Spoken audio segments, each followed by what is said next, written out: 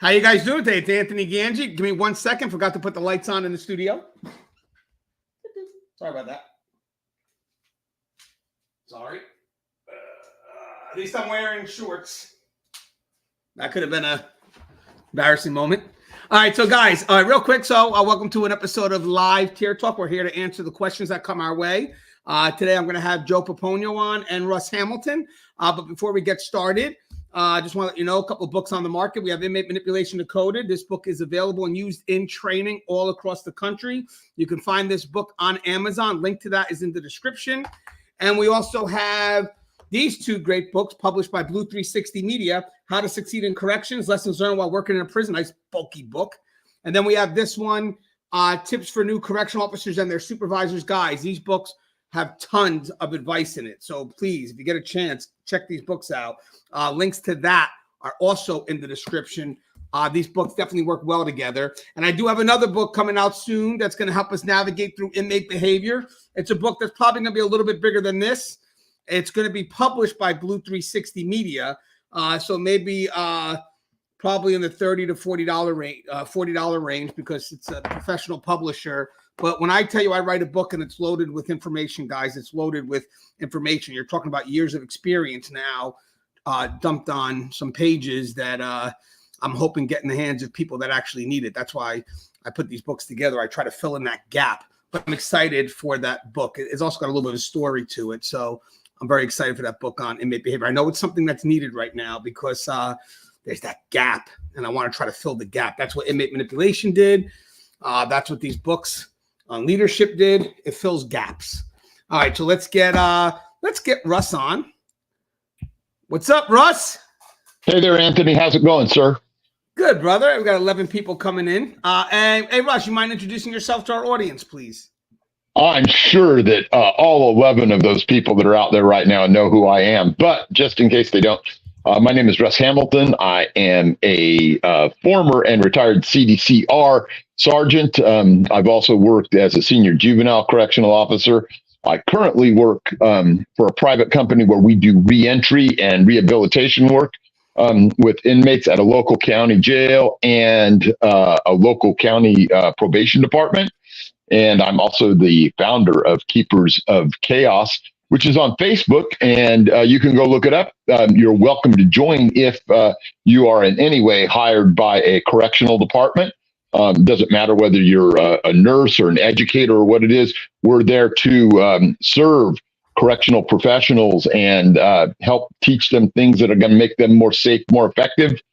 And then on top of all of that, I am also a contributor here at Tier Talk, where we have the largest selection of correctional related videos anywhere in the world, as far as I know.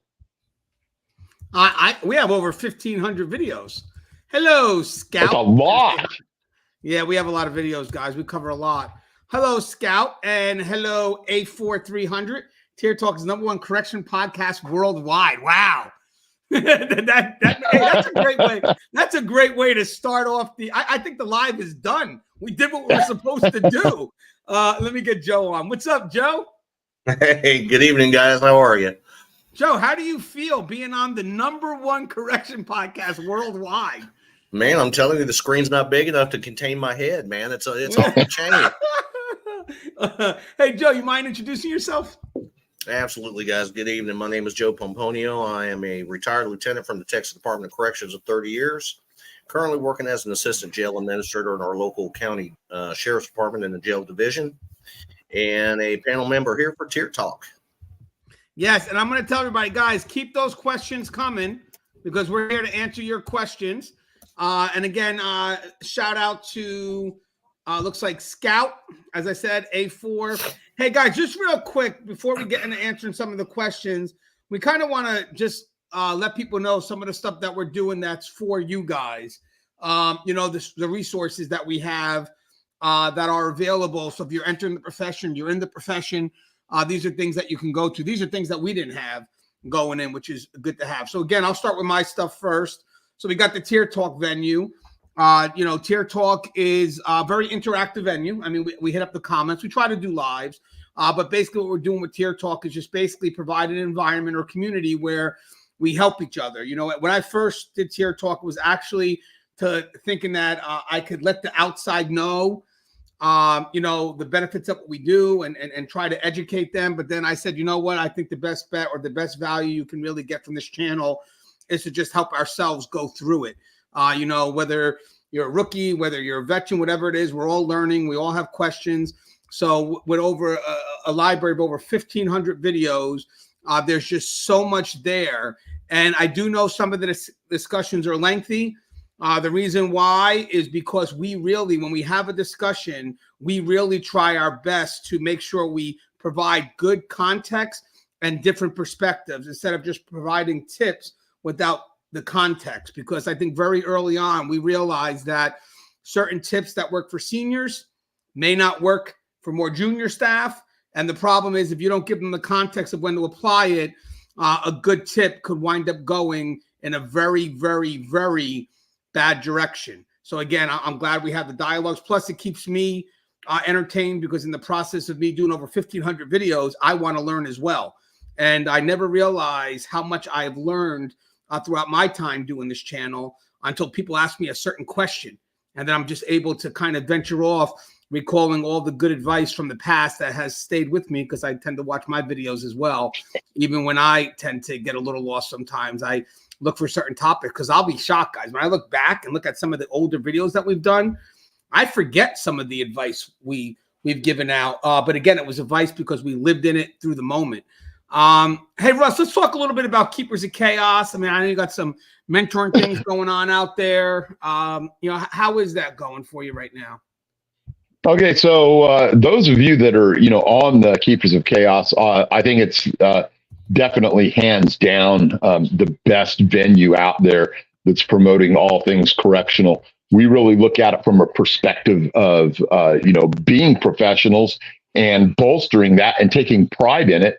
And I think that that's something that is sorely lacking in some of the other forums. I hope they all try and prove me wrong, though, because I'm always, you know, wanting a little bit of, you know, just a little bit of, what shall we say, friendly competition in order to, you know, keep the fire up and pass the word.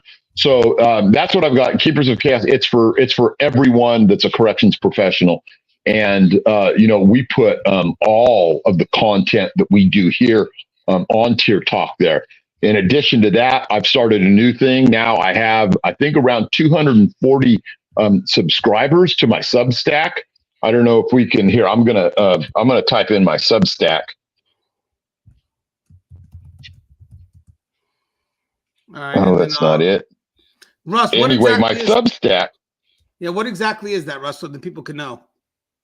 So my Substack is an online thing where you can have different articles and stuff and your own site in order to distribute them.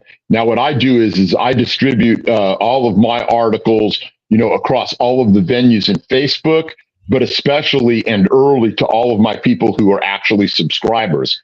In addition to that, I take a lot of our Tier Talk stuff and I will embed a link to the video inside my article.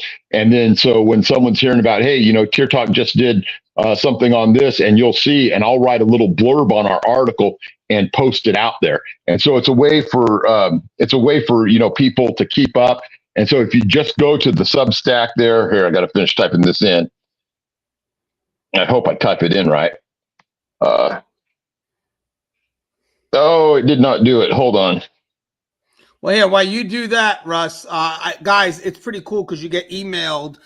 So the good thing about this is it also lets you know of some of the episodes that we've done, but also lets you know of Russ's thoughts on certain topics. Like I think we've done them on complacency. There were some video breakdowns.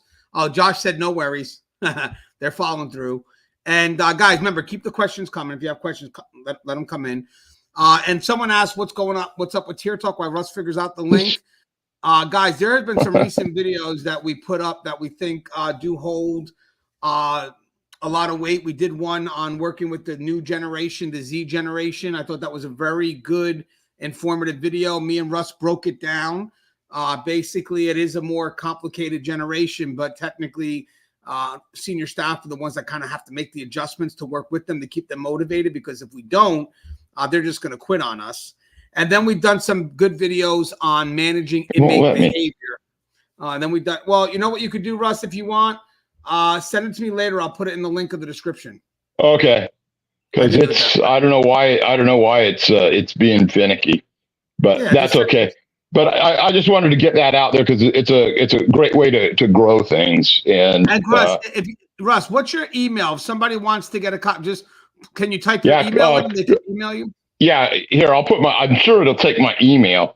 I think. Yeah, maybe they'll do that.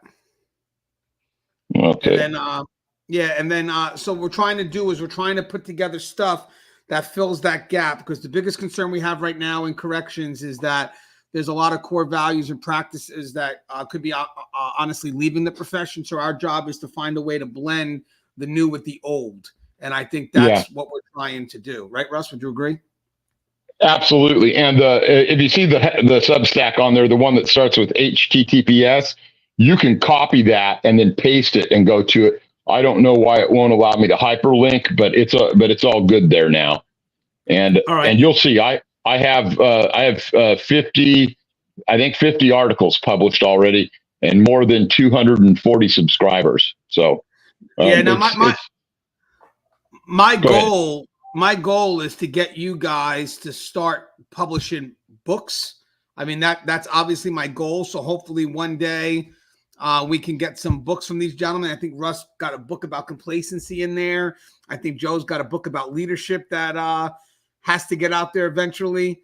So we do have the publisher. We just got to make sure that we get those books out there. Because if not, I mean, the biggest concern I have is that if we don't really put these books out there, unfortunately, we're going to lose a lot of what we known to work as corrections tends to move forward. I would like to think the evolution of corrections should involve some of these old school practices, and God forbid it doesn't translate. We have people that are coming into this profession that they don't understand how effective we could be, and their level of effectiveness may feel the highest level is a 3 out of 10 because they've never been to a 4, 5, 6, 7, 8, 9. So I want to make sure that we could put together stuff that reminds people of the things that can always up that level, because I think unfortunately we've settled, and now our level of effectiveness we may think is high, but in actuality it's not.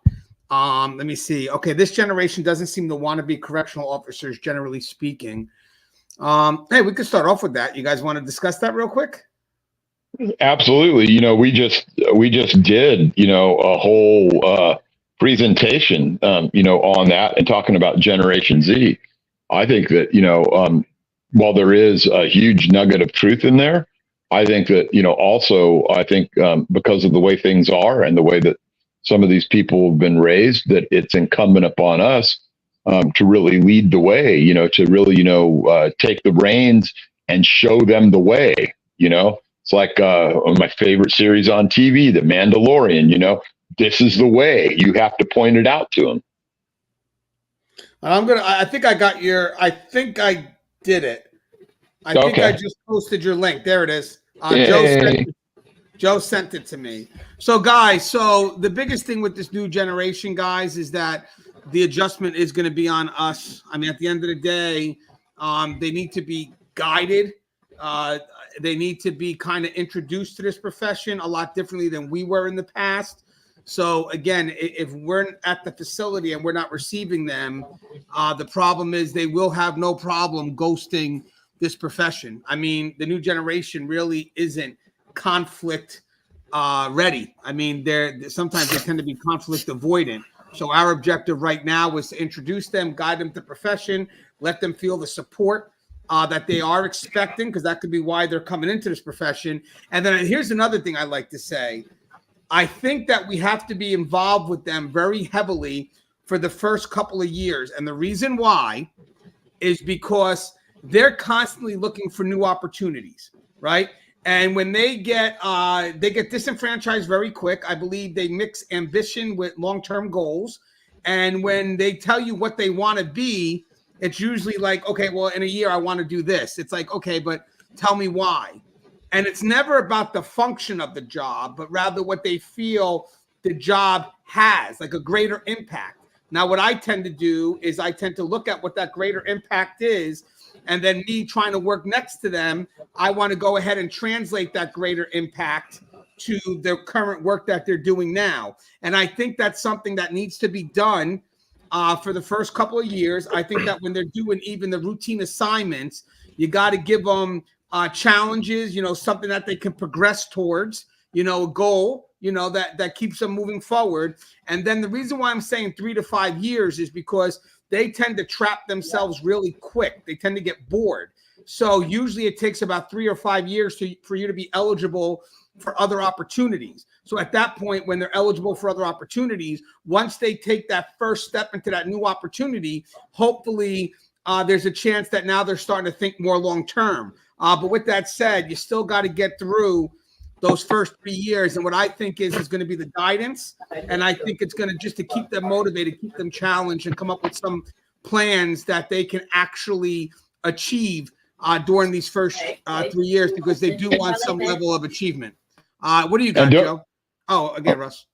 Well, I was just going to say, and don't forget about what we provide too. I think that being able to plug them into resources like Tier Talk and my Substack, and the real reason that I'm circling back to my Substack right now is very shortly I've had some technical problems and not enough time, but we're going to be doing something else that's going to be an addition to that. And it's going to get both Anthony and Joe involved. And I think it's going to be great when I finally iron out all the little kinks in it. But it's going to be a way for people to have access to a lot of different authors and writers that are going to be able to, put things out there. And I think that that's going to be something that's going to be important to help bring these people along. And I'm excited about it. I hope it's going to take off in the way that I envision it. Yeah. Hey, Joe, real quick. What's your thoughts on this, the newer generation? I love what Chelsea said. She said, no one is being guided, so they find their own way, which is the wrong way from what I've seen as a CO.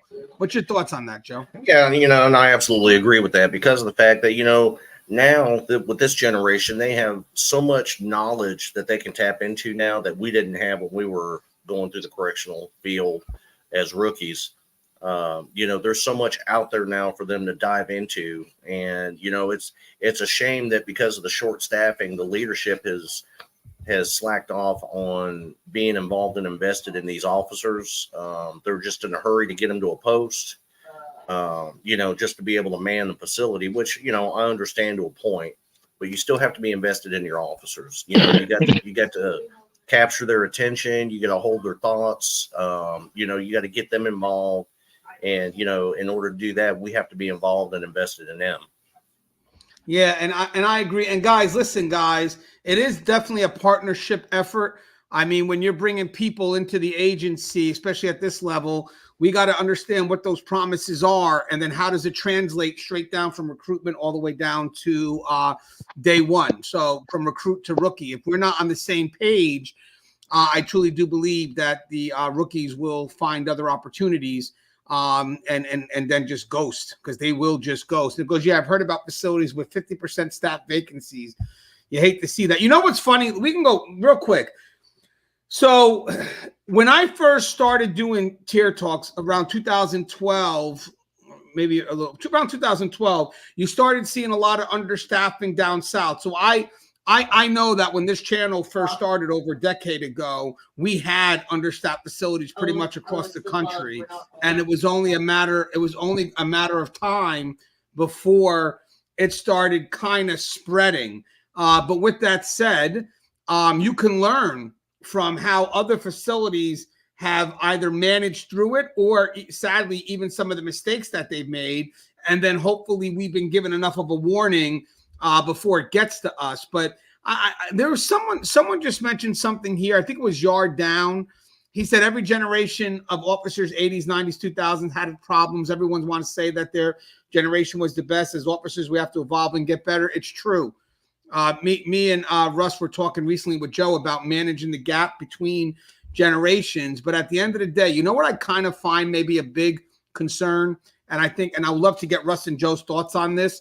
I think this is one of the things that matter the most is when you have newer people coming in, especially the newer generation now, which is coming in when we're technological savvy. I mean, they're coming in with pretty much right when everything's running through digital technology, all this other stuff, right? So they come in with a chance to introduce us to some new things.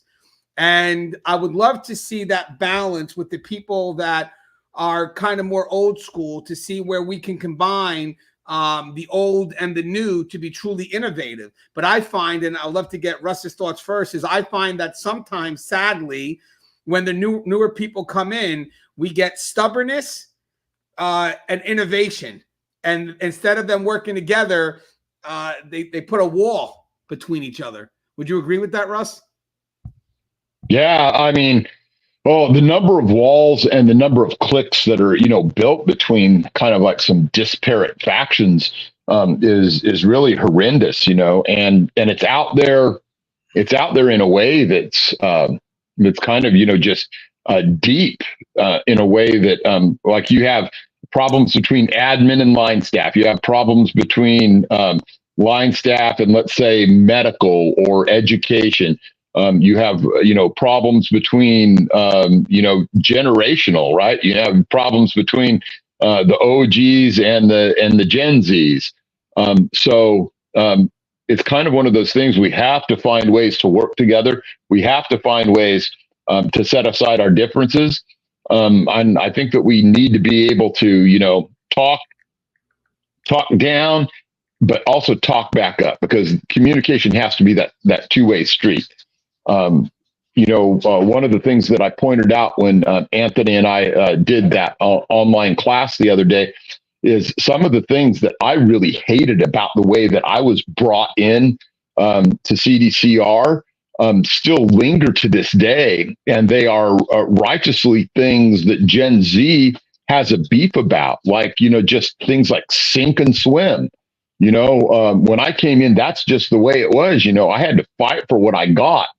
I think that truly that while that was formative for me, I think it also stopped. How is it? I think it held me back for a lot longer than needed to be in order for me to become, better skilled, if you will. And I think also it formed, some disaffection for some of my, fellow correctional officers that put me through that in what to me was needless. And that's part of the reason, though, that all of you that are hearing my voice right now and belong to like Keepers of Chaos, that's why Keepers of Chaos exists, is because I didn't see a good way out there for people to support each other, And so that's what I work for. That's my calling. I try and find ways to support people if possible. Maybe later on we'll talk a little bit about some of the knuckleheads I run into online that there's just no way to help them and I have to cut them loose. But I hope that answers your question there, Anthony. No, it does. And hey, Joe, what's your thoughts on that? Well, every generation, that somebody had mentioned, the 80s, 90s, and 2000s. Even when I came in early 91 as a rookie, when I asked for advice or, for help from a seasoned officer, some of them were well receptive and some of them were just set in their ways. And, and I think that's something that every generation in the correctional field, fights against. The one thing I will say is that, and this is just, my personal opinion as a leader, is that even though my shift was short, the paperwork had to be done and all that, the paperwork was always going to be there no matter what. But, I took the time out of every shift to visit with every one of my officers, just to, make sure they knew I was there and see if they needed anything. We need to find a way to put our stubbornness aside and find a better way to invest in our people. I get it. I know and I understand that we're short nationwide. I've been there. I've run a facility 38 to 42% staffed. And, there's still no excuse for not taking, the ones that are there under your wing and teaching them what and investing a little bit of time in them. That's really all they want. They're diving into a career field that they have no knowledge of other than what they were taught at the academy. Half of them are, scared to death. I know I was the first time I walked in. And, with that, we got to find a way to better train our staff. We got to find a way to invest in them a lot more. And in order to do that, we're going to have to put, stubbornness versus, arrogance aside and find a way to get that done. Yeah. And guys, let me get myself in real quick. So got a little background noise by Joe. Hey, so guys, when I was in Nebraska, there was a guy that had just became a sergeant, and he was concerned. He said that he felt that he was promoted because there was no one else ready, and they needed somebody. And then he was nervous because he only had a couple of years in. And when we got that question, was what should I do when you only have 2 years in? And how do you embrace the role of being that supervisor? And I know that we're going through tough times now, where supervisors tend to be being promoted really quick. And the advice we gave him that day was, to be honest with you, it's really not so much about the time in, but rather what you're willing to learn when you enter that position as a supervisor. I think a lot of new people that are getting promoted right now, because obviously they have to, because we're under, think they have to go into that position knowing everything, and they're afraid to be vulnerable and then go back to their front line saying, hey, I really don't know what the next step is. Front line should be there to support you and say, okay, hey, listen, I know you just became a supervisor, so don't worry. We'll work with you on here. Just have our voice, have our back, be our voice. When we have issues, speak on our behalf. But at this point here, you have to go into these positions being humble. There's a lot of people, he said, that didn't want to make rank, and they had the time in, but they didn't want to move up. So then what happened was, however this facility did it, they wind up moving him despite his bit of resistance. He did not want to move up. But at this point here, he did take onus to the role. And then his question, as I said, was, having 2 years in, I may not know what to do. But I'm going to tell you something, guys. Even when I moved up, you're not going to have the answers. I find myself always going to my people to see, one, how can I help them? But also, if I have questions, they're usually the ones that have the answers. So I know, as I said, and I'm sure Russ could agree, even if we're moving people up younger, because maybe some of the senior staff don't want to take the ball, they're good where they're at, or maybe, it's just that's all we have is young people. You got to go into that position being prepared to learn and not necessarily trying to be perfect, because at the end of the day, you're really not going to know that job day one when you enter it. You still learn. I mean, it's a starting point. It's not an end game. And I wanted to mention something, and I think Russ would agree with this. The newer people, I guess because of like social media, Instagram, whatever it is, they kind of see end results, and they love people who are, make it. They don't understand how they make it. They don't really truly understand what they've made, but they love seeing the perks of being this successfully made individual. So sometimes what happens here is, because they see the end results, they believe that the end results for them should happen a lot quicker. They believe that, hey, well, my friend did this in a year and they moved up in a company, and I want to move up and take the next level. And it's like, wow. I said, it doesn't work that way. I mean, you really have to put in your dues. And I found out there was one big discrepancy between old school and new school. The newer school people tend to maybe brag about perks as if their life is competitive, and they're trying to compare themselves to other people their age. Where when we were growing up in this profession, we loved competing about the journey, about, working those trenches and sharing those war stories, where they don't want that. They want the end result. And I think that's a big difference, because at the end of the day, if they're looking totally towards the end result, they're not really seeing the journey that it takes that truly makes that end result successful. Would you agree with that? I'll start with Russ first. Yeah, there's a lot to unpack there, obviously. One of the things, that we constantly, try and do on this program, especially on the part that comes from Tier Talk, is to talk about, the professional angles and try and put people into a position where they can shortcut some of the experience by book learning, or I should say video learning some of this stuff. And I think that it's important, helpful, insightful, and it's a great thing that we didn't have back then.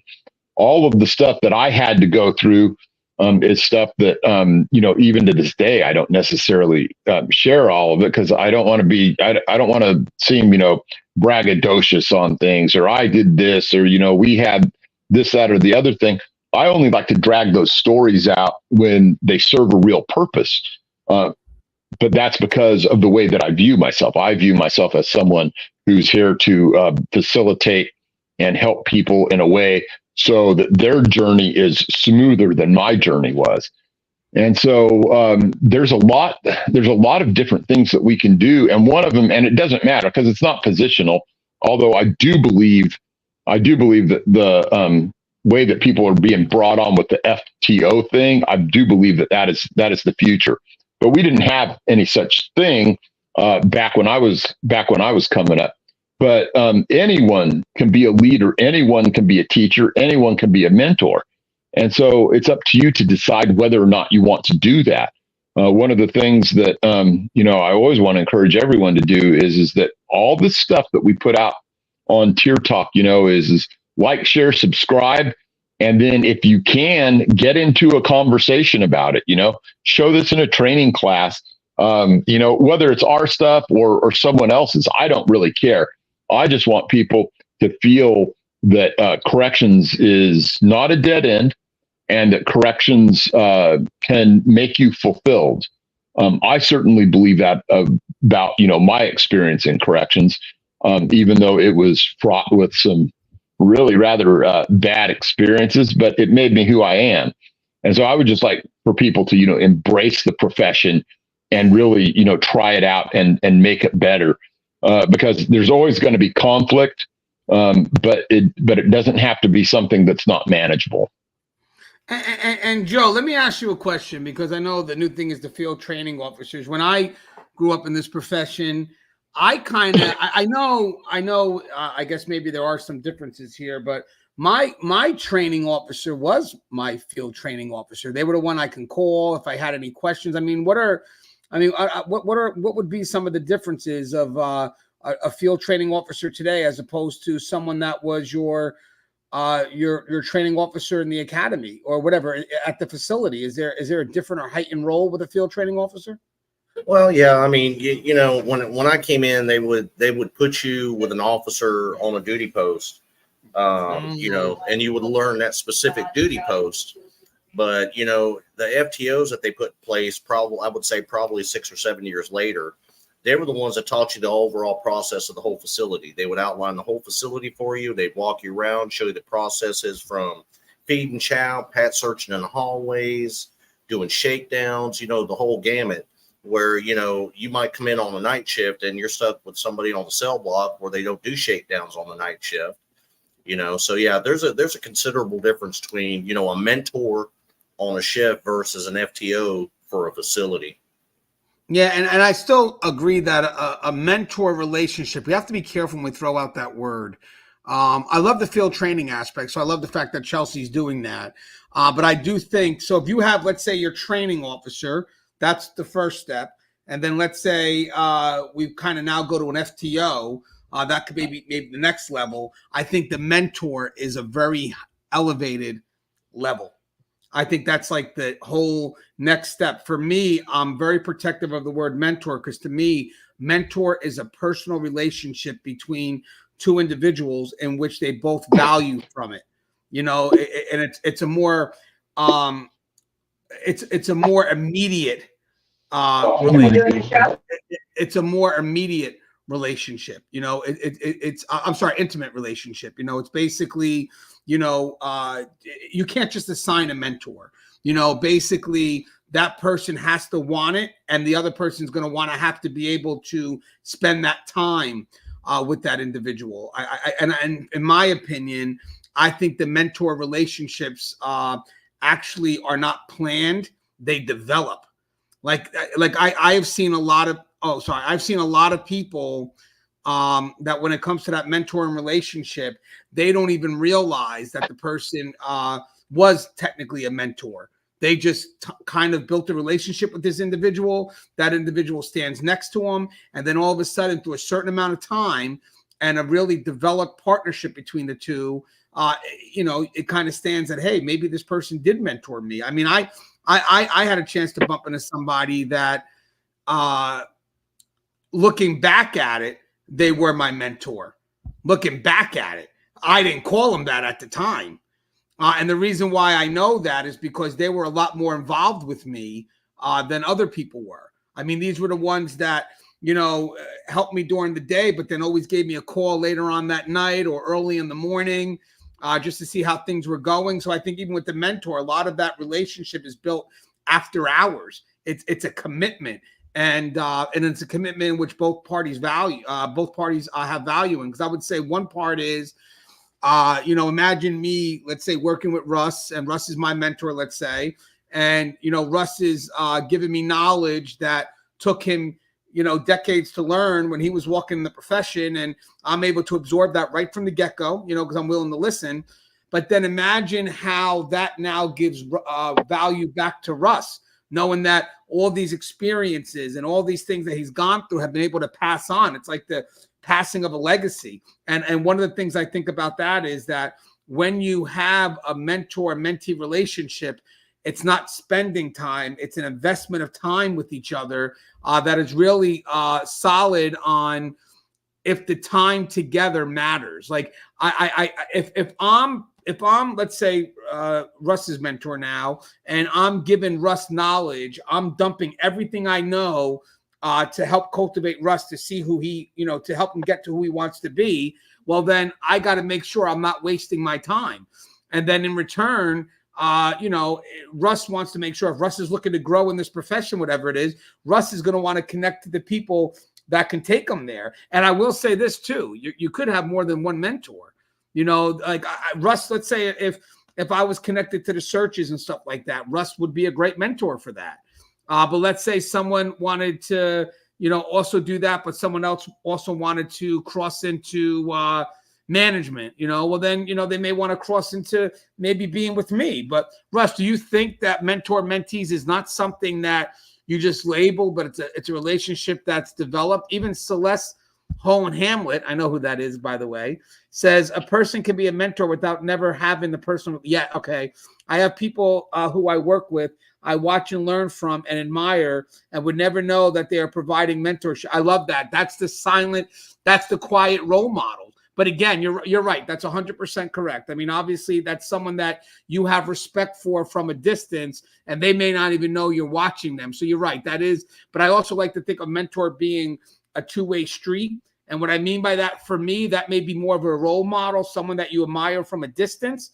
But a mentor, I think, requires dialogue both ways, because I think a mentor has to also receive something from the person they're mentoring, like something like of value, the fact that I'm able to share an experience with you and you value that. So I think there could be a little bit of a difference between a role model, someone you watch from a distance that there's really not quite an interaction with, and then a mentor, which is an interaction that goes both ways, in which value is shared. What's your thoughts on that, Russ? And then Joe?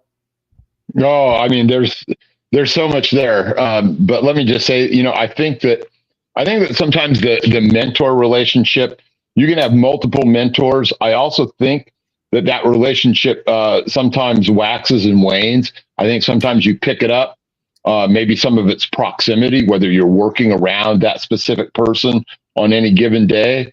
I mean, a lot of us, drift in and out of different units and everything else. So, we're not necessarily, in fact, in that person's life every single day. Maybe it's only every couple of weeks or so. One of the things that I used to like to do is I used to just bring the new guys along with me. Hey, let's go in. We're going to do some walking and talking and some in and outs, and we're going to see what we can discover.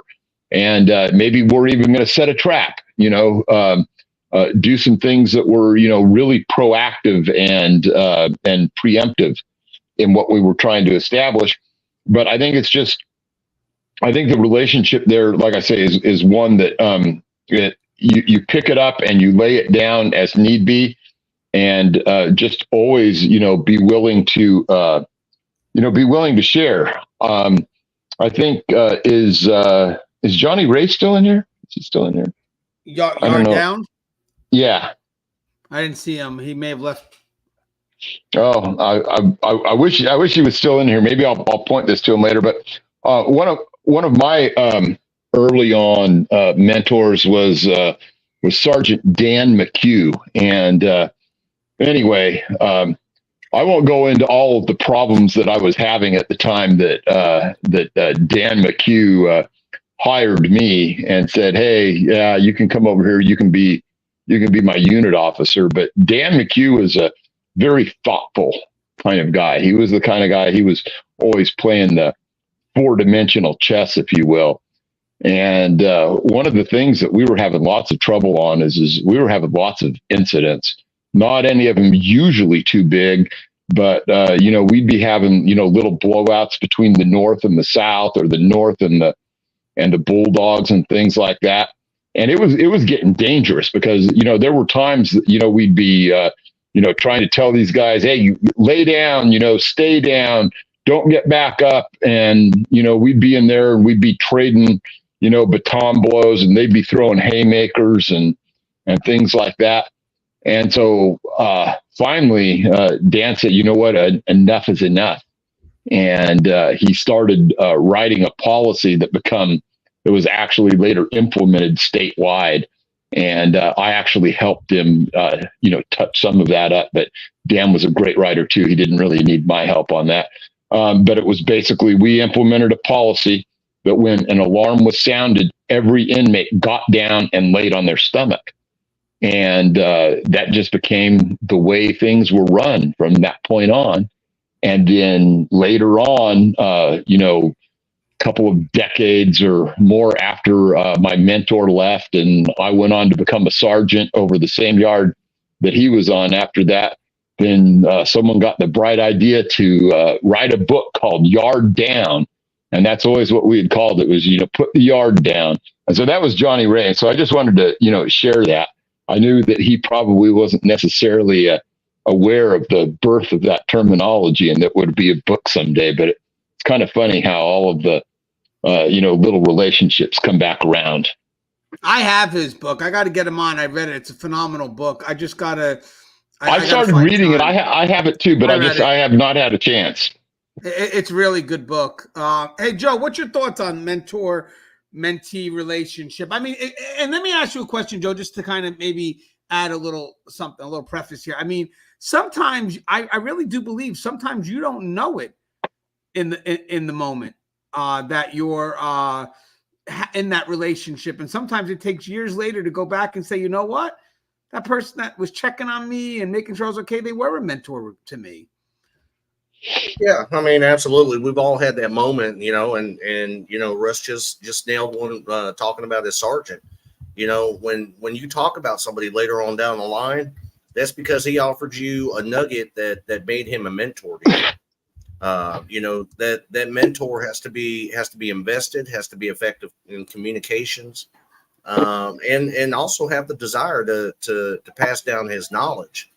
One thing I do want to mention, Dave Still had a good excerpt there that he put in. It says, "Sometimes I feel the current leadership fail to realize what our older staff offer, with the current emphasis on change, moving away from our past."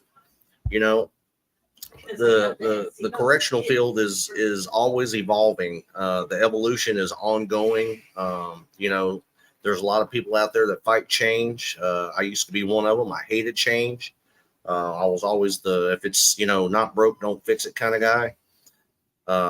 But he's right. There, a lot of us older hands, a lot of us OGs are being kind of pushed to the side because, the correctional field is evolving so quickly that they're moving away from, good, hard, past situations and advice from the older staff that can keep these new correctional officers better grounded. We spend more time invoking technology than we are, and it was one of the things why I was kind of glad that Texas invoked a program called Back to Basics, because we had our system had evolved so quickly that we got away from the basics, of our jobs and what they entailed, safety, security, sanitation. We got away from that because we let technology put us on a fast track somewhere, and without realizing that we were leaving the good things behind. When they started the FTO program in Texas, the FTO officer for the facility was responsible for showing them the unit operations and facility layouts. And each shift was tasked with coming up with, 5 to 6 mentors per shift. These were mentors that were seasoned. These were mentors that were, good communicators, that would make good leaders. And, that officer would, that the rookie officer after the FTO process, sorry, I got a dog back here in the background. The FTO process, they would be placed with his mentor for an additional week, sometimes 2 weeks, to learn specifics about the shift that they were being placed on. And, I thought that was an actual good process. That was something I wish they had when I came in. Unfortunately, a lot of my job skills that I learned when I first came in, sadly enough, were taught to me by convicts. Back then we still had building tenders and turnkeys that was post-manned by convicts. And, they were the ones that showed me how to run in and outs, how to run a day room, how to count, and when the FTO process came into play, I thought it was a phenomenal plan, because we were going through a prison boom at the time. But, in order to be a mentor, and, and Dave also said that the mentorship starts at mid leadership level, which I agree, but I disagree. Due to the fact that, anybody can be a mentor if they have the desire to. If you're a leader and you're putting a rookie with a seasoned officer to learn, make sure it's a seasoned officer that wants to teach. If you're putting a rookie officer with somebody who has no desire to teach, no desire to pass down their knowledge and skills, you're basically not doing that officer any justice. Or that's teaching the wrong knowledge and the wrong skills and the wrong frame of mind. Absolutely. Let me tell you something, man. Haters are toxic as fuck, and they do more damage, especially for the people that are down there at that lower level where we all started, and they just get in there and they talk nothing but trash about the profession, about the admin. Admin sometimes needs to be talked trash about, but it's not every minute of every day. And they never, ever provide a solution to anything that they're talking about. They never talk about, what we can do to make it better. They only talk about how we can stew here in our own, poisonous shit that we're stirring up with everything. And that's why when I talk about, correctional toxicity, that's part of it. And so you just can't stew in that stuff. You can, if you want to just do nothing but that, you can get a bunch of people to follow you around and say, yay, yay. We're all mad at the institution. We're all mad at administrators. We're all mad at the world, but you haven't done anything to improve safety and security, have you? That's the difference between, an impact player doesn't care about, who's standing and cheering on the sideline. The impact player goes in there and takes the hit or gives the hit. And then at the end of the shift, you count up how many hits you've given and how many hits you've taken and decide whether or not you were effective for today. And I think that that level of toughness and that outlook on things just isn't seen enough today. And instead, everybody wants to wring their hands, but nobody wants to get their hands dirty. Yeah, and guys, also let's not forget it's also dependent on what the mentee is looking to learn. So if you're developing a relationship with someone to build a mentor-mentee relationship, it has to be aligned with what their future goals could be, and not what's pushed upon them by what you feel they may need, because that's not always the case. So I mean, if you want a mid-level person to be a mentor, you would have to assume that the person that maybe the mentee may want to look to go in that direction. But that may not be the case. I have a lot of people that want to be the officer and want to, or whatever, want to remain on that front line. And that's where they want to be the best at. That's where they're most comfortable at. They don't want the added responsibility of being a supervisor. They just want to kind of handle what needs to be handled on the floor. And we need those people. So they may find that their best mentee could be someone that's working alongside of them. And it's funny because in my years, as I've evolved into the profession as well, now I'm on the prison management side. Obviously, I've had plenty of, I would consider them mentors, because they did talk to me. I'm more about talking after hours, a bunch of things, checking on me, and kind of making a very good relationship that went past the job. But I had them pretty much at every level. And to be honest with you, most of the people that I would consider mentors would have been the ones that were walking alongside me and not actually above me.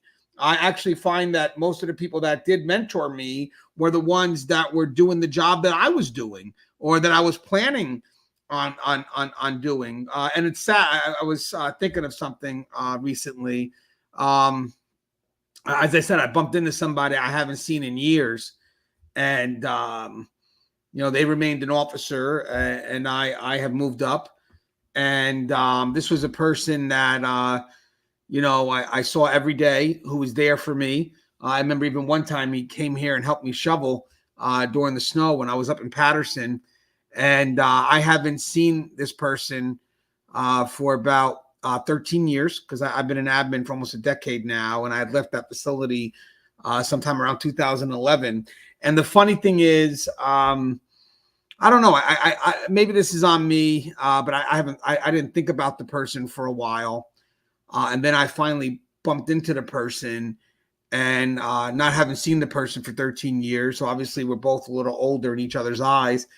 And he asked me for help, which was unique in my dealings with him, because to me, he was the person that just never needed the help, just was always there when you needed something. And then I think now, being in the role I am in, that's a way you pay things back. I mean, if you guys have ever moved up in this profession, and there were people that were good to you, that helped you get to where you're at, maybe not directly, but through time spent, or their investment of time, because maybe at one point they knew a little bit more of the job, and you needed their advice.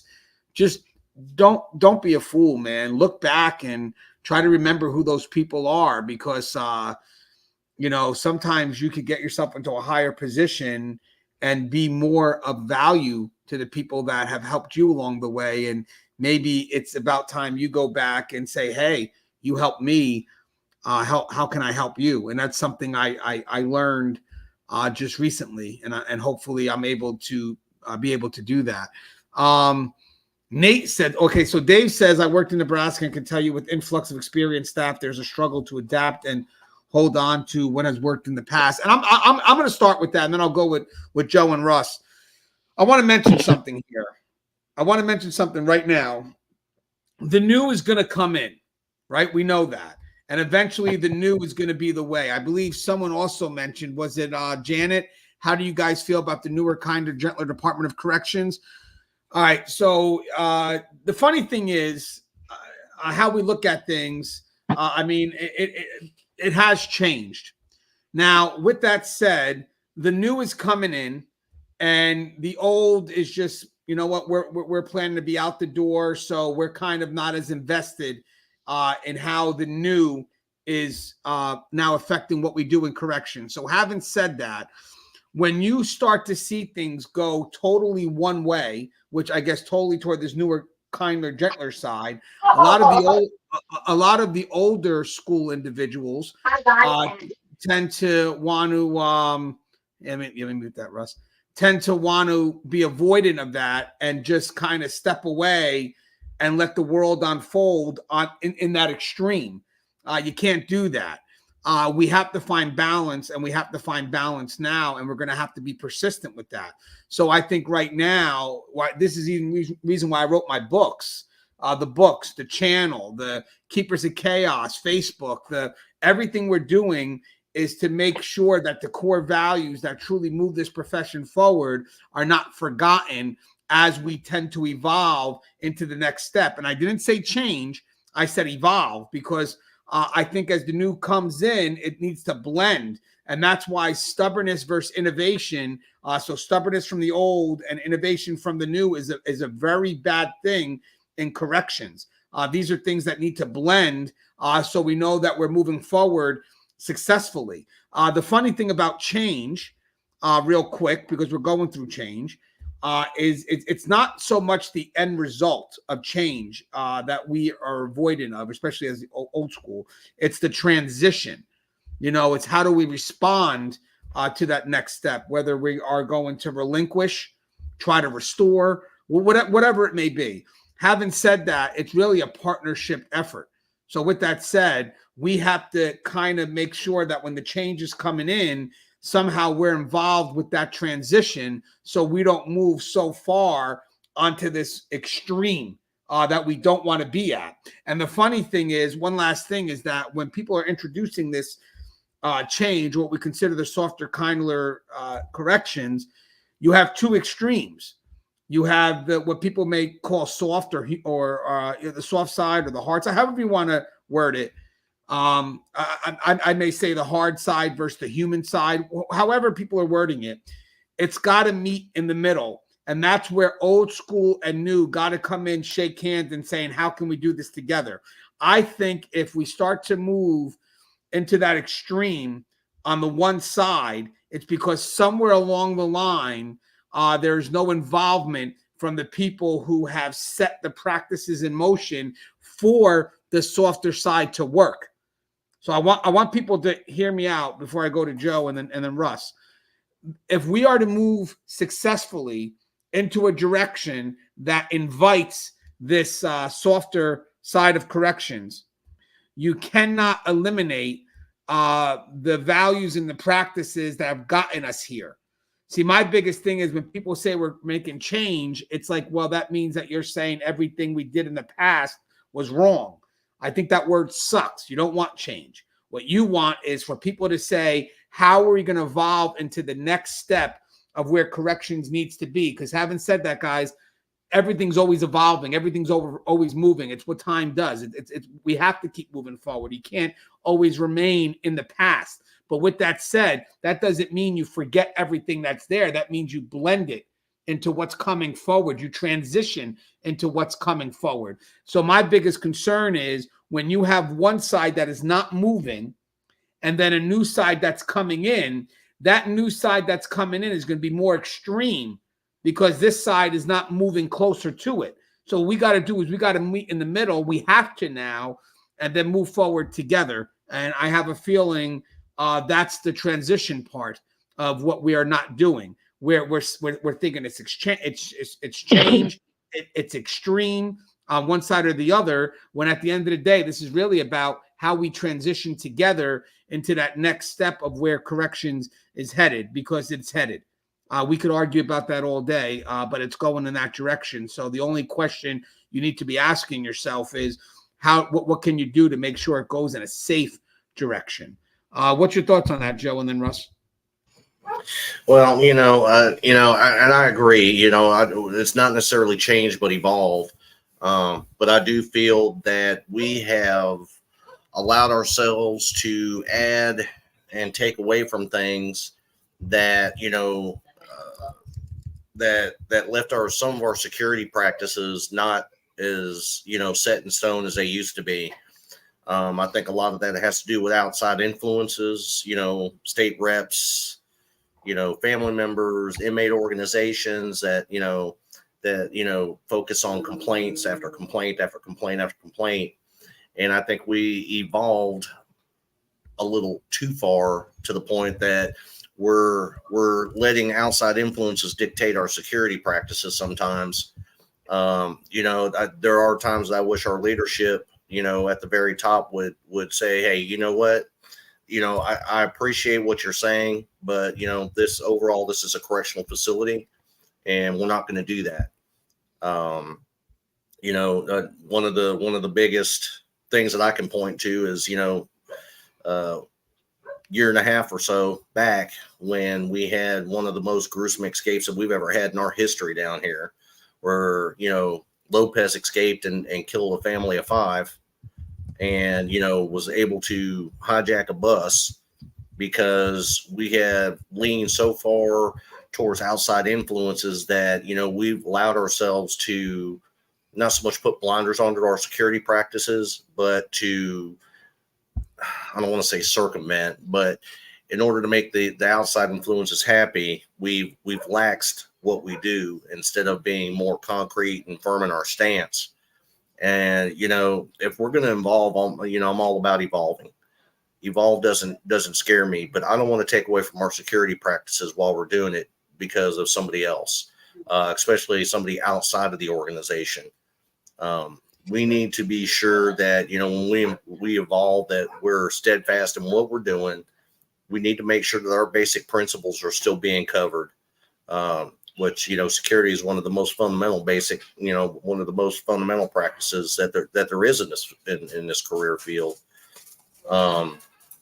We need to, like I said, if we're going to evolve, we need to make sure that there's good communication with everybody, everybody in play. I've seen things put into play from the top that weren't even discussed with the people at the bottom.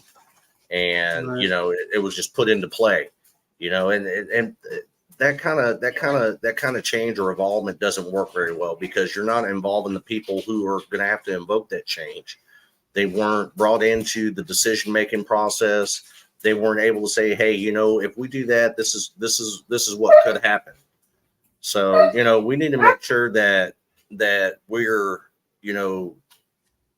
getting everybody involved in the communication process when we're trying to evolve. Well, I want to mention something too, guys, that Joe touched on real quick. No agency should be sacrificing the important for the urgent, so if there's outside pressure, because they want to put a superficial time limit on something or whatever it is, and next thing you know, you find yourself sacrificing the important practices of what corrections is about, there's an issue. But having said that, sadly, nowadays, we can't automatically assume that people know what those important practices are. That's why we're pushing the word evolve, because evolve is an effort to bring those up, making sure that we keep that up. But sometimes we, may get upset with a certain change, sadly, because it doesn't relate to or actually conflicts with what we have moving forward. And then we start to gradually accept those changes when sometimes we have to really go back and reiterate what's truly important, and we have to be able to reiterate it from a perspective that takes that new thought in mind. So I know sometimes when we are a little resistant to something going forward, it may have to go forward. So having said that, a lot of us may build a resistance to it instead of trying to figure out how we work with it to make it happen. And then what's going to wind up happening is, if we're on a team and it's me, Joe, and Russ, and I say right off the get-go, guys, this is what we have to get done. What we have to get done is up there. This is what we have to do. And I'm asking you guys, how can we do it? And Joe says, nope, we can't do it, A, B, C, D, E, and gives me all these excuses. I'm going to wind up cutting Joe out because I have to move. I have to do something forward. So this has to happen. This is something that we have to push forward. And then Russ may come and say, you know what? We could do it, but these are the parameters that we need. Now, all of a sudden, it's okay. We'll get it done, and we'll keep in mind the safety and security aspect of it all. But I have a feeling what's happening now across the country is that there are changes being made. People are resistant to the change. So instead of them getting involved in how it could best be implemented, they've just gradually accepted that we're going to accept this extreme. And now we're not even going to get involved. And now what happens here, changes are going to happen without that party's participation. And now we truly develop into this extreme where our level of effectiveness is only at a 3, but we think it's a 10. What's your thoughts on all that, Russ? So, as we look at corrections, the way it is now versus the way it was, if we were going to rate how much worse it is now, I would say it's a lot worse now. I would say that the traveling we've done in some respects has not been evolution, but devolution. And I think that a lot of that has been sparked by a radical political element that has just desired to see change for the sake of change. Change that has nothing to do with safety and security, change that only has to do with political correctness. And I think that that's really super dangerous. I think at the same time that, on the base level of things, where most of us operated through our career, we have not necessarily been our own best friends in trying to instill the best safety and security practices possible, layered within that, doing things that are pro. Just hear me out now. That are pro inmate, and by pro inmate, I mean the things that are able to actually help them survive and thrive in prison in a way that's pro-social. A lot of you that know me know where I came from, but know that, right now I work on the softer side of that. But that doesn't mean that I'm a pushover. That doesn't mean that I should just say, oh, just let them go. Boys will be boys, or don't lock them up. No, none of that. I believe in accountability. I just know that my function right now is to try and facilitate personal change inside the inmates that I manage on a caseload. I also understand the officers, the deputies in the jail where I work right now. I understand what their role is too. I also understand what the role is of some of these politicians out there, and it's evil. It truly is. Some of the things that they're doing to corrections. Now, can we get beyond that? Can we survive that? Can we stop them from making hideous, horrible decisions? Yeah, we can, but we have to be plugged into the process. We can't just sit there and decide that we're going to be resistant against the things that we want and just kind of, take a ho-hum approach and not think that we don't have to actually get in there and do the hard work. It's always going to be hard. It's going to be a struggle, and you're going to lose some things and you're going to win some things along the way. And if anybody is wondering about like some of the policies that I'm truly talking about here, is look at how some places now have almost lost, the ability to put inmates into restrictive housing or ADSEG, and, who is to blame for that? Well, maybe in some cases it's us for overusing that, or for not realizing that, we have a segment of the population that truly has mental issues that we need to put in a different type of setting. But once again, we had the politicians come along, and the politicians got involved, and they decided that, hey, since there was some issues with ADSEG, let's just do away with it. And they have no better plan whatsoever, but they pander to whoever their base is. And that's destructive, and that's dangerous. But it's the same thing that we see with the problems that we have right now with all of these trans inmates popping up. They have the ear of a bunch of politicians that don't know any better, and they successfully get themselves placed into situations where they can commit rape, impregnate females, and do all sorts of other nonsense. I'm one who's always believed that it's my charge to protect the inmates, not to set them up to be victims. And so, do I have any real solutions? Well, no, the problem is too big, and there's too many different facilities out there. There's too many different departments. But if you listen to what I'm saying, there are a few little clues that you can take away and what we have to do to become better at what we're supposed to be doing. And, sometimes people just want to hug to the old ways, some of which were horrible. We just talked about, the old training, sink or swim. That was horrible.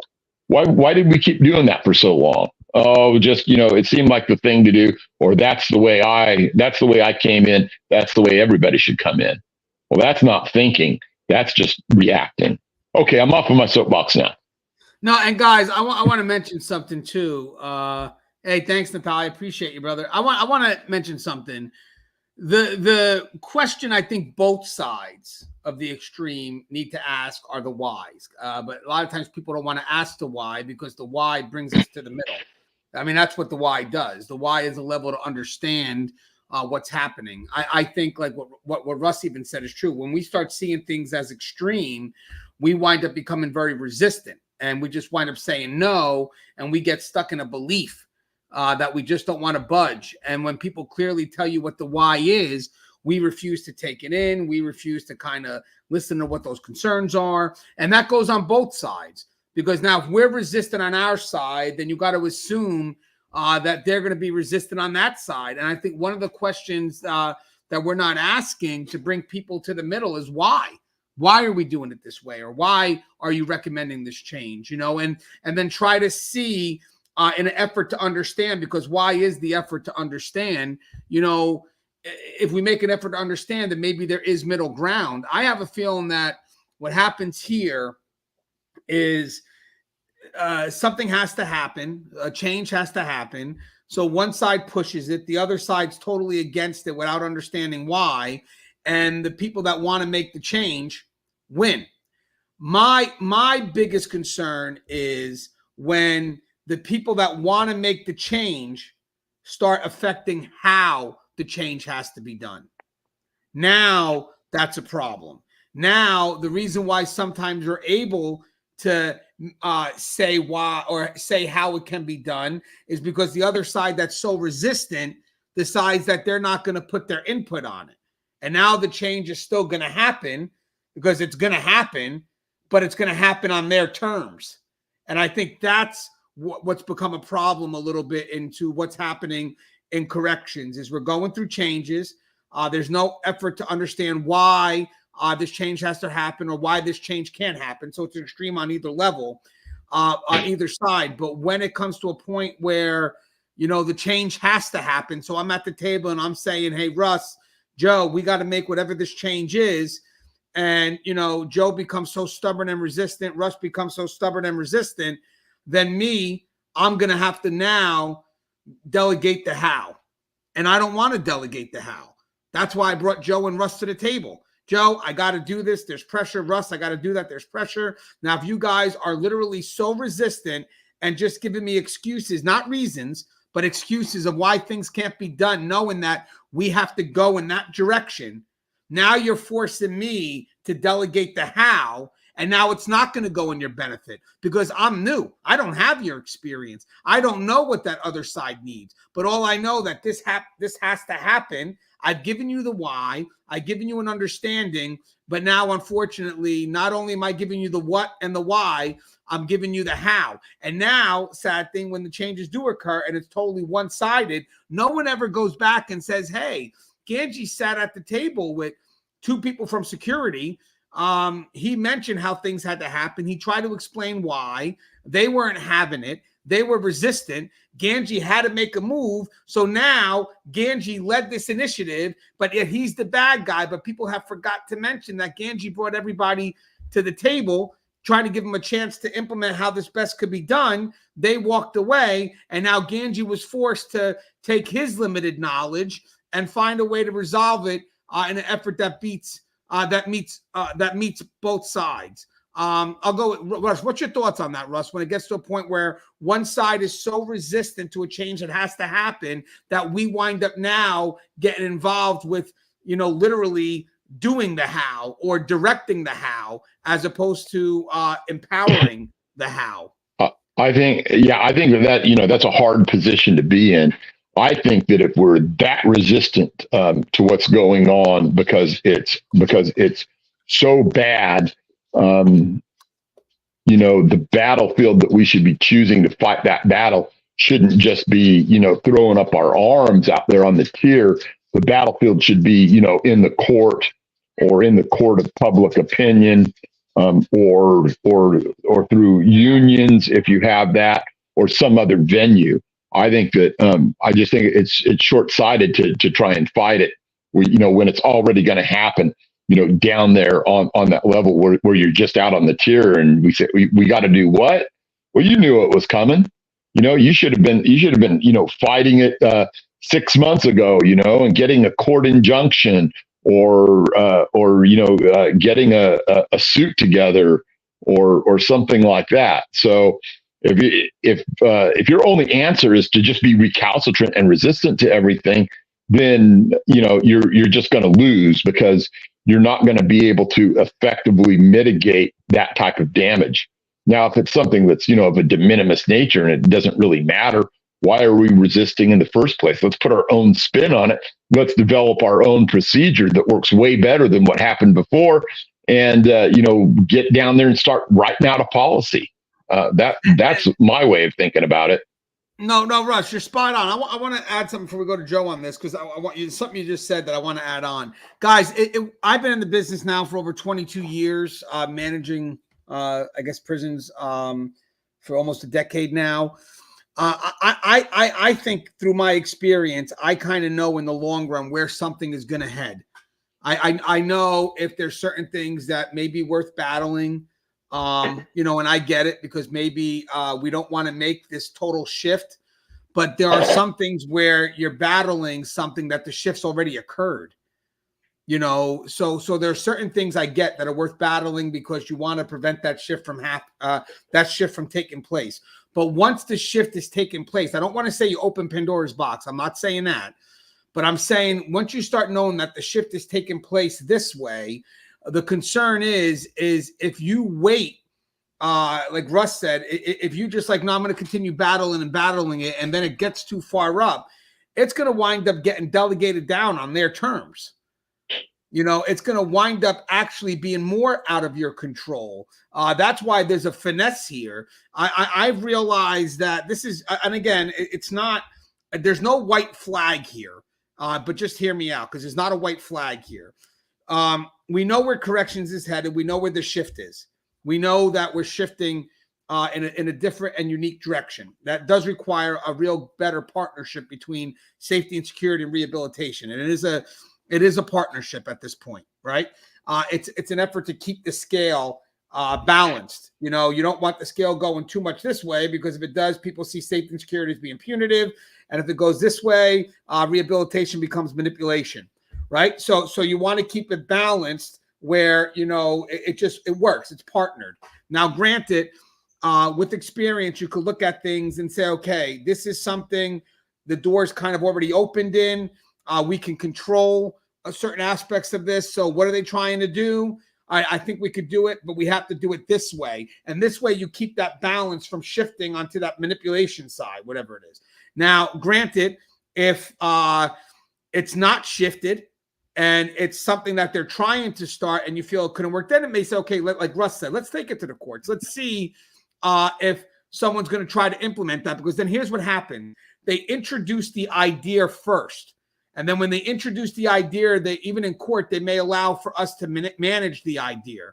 But once you're past the idea and it's more of the actual practice of carrying that idea out, and you're already in the process of going in that direction, then if you still want to challenge certain aspects that relate to that shift, the problem is if the court makes a decision, they could sometimes lean into the how. And now we're truly hands are cuffed, because at this point, when the idea was issued, they trusted us in the effort to carry it out professionally. That's why they say, hey, you got to do this. We trust that you're going to do it. Just keep us informed and tell us how it's going. Make sure it's happening. But once you start to break away from that shift and you start doing things that break away from that initial promise of that idea that was pushed on you, eventually they come back down and say, hey, you're not keeping your word. So here's what we're going to do. This is what we need from you. And this is how you're going to carry it out. And that to me is really experienced that makes that decision of whether this is something we want to take to the courts because it's a new initiative that we're a little weary of, or you know what, this is something we're going to have to figure out before it gets to the courts because we're already doing it. So I don't want to be told how to do it. I just want to be, I want to make sure that we do it. And then if we do go to courts, we can defend our efforts in doing it as opposed to try and defend not doing it. What's your thoughts on that, Joe? Does that make sense? Did that make sense? It does. There's a lot to break down there. I think one of our biggest struggles is truthful communication. I think I think as an agency overall that we have foregone truthful communication on the basis of political correctness. Russ mentioned the restrictive housing issue. How long has it been now since we had to basically do away with solitary confinement? And, in our state here, they've even renamed the use of force policy to the behavior intervention program, where it requires so many minutes of communication and de-escalation tactics before you're allowed to progress to a use of force continuum. I don't know about, and I'm sure you guys have had dignitaries visit your facilities. And, how many times had these dignitaries visited facilities that we've walked them down the best behaved line that we have on the facility, instead of being truthful and taking them to that wing where they're slinging feces, where they're slinging urine, we'll walk down there and say, here you go, sir, here's a raincoat. You might want to put this on before we enter, because we're not being truthful in our needs. We're not being truthful in our overall processes of what's actually happening on our facilities, because we're caving. I don't want to say caving, but we're leaning towards being more politically correct than we are being truthful.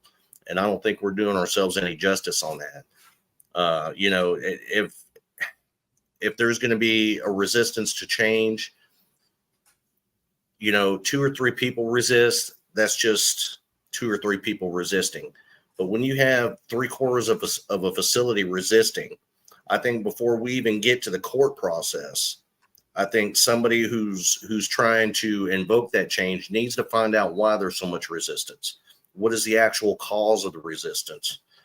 Sometimes they find out things that they didn't even know were transpiring, and cause them to rethink the whole process before invoking that change. And that's why I stress that, if you're going to implement change, or, something that you want to see evolve into something different or better, we need to make sure that we have everybody invoked in the process to, have an accurate, descriptive picture of the overall situation before we change it. Because, sometimes evolution is not a good thing. Especially when it comes to the restrictive housing thing. We over the years, we've had to desegregate. We had to depopulate our segregation because they felt it was inhumane, and all we needed was people to step up and say, you know what, we need this because these are the style of offenders that we're housing here. This is what this offender does on a daily basis. He assaults my staff. He slings urine on them. He slings feces on them. I'm having to send, 5 officers a day to see the communicable disease nurse to be tested. And now he's got to go home and tell his significant other that, he's got to keep his distance from him until he gets the results of his test back because somebody decided to hit him with a turd or urine or sometimes worse, saliva, semen. I've seen it all. That's why, I'm not saying evolution is a bad thing. Technology was an evolution. It made our jobs a little bit easier at the mid-level management, but it really didn't help the frontline staff any, because the frontline staff was still facing real-time, everyday problems that technology didn't solve. So, for me, in order for evolution or change to be a positive thing, there has to be factual and whole, honest communication involved.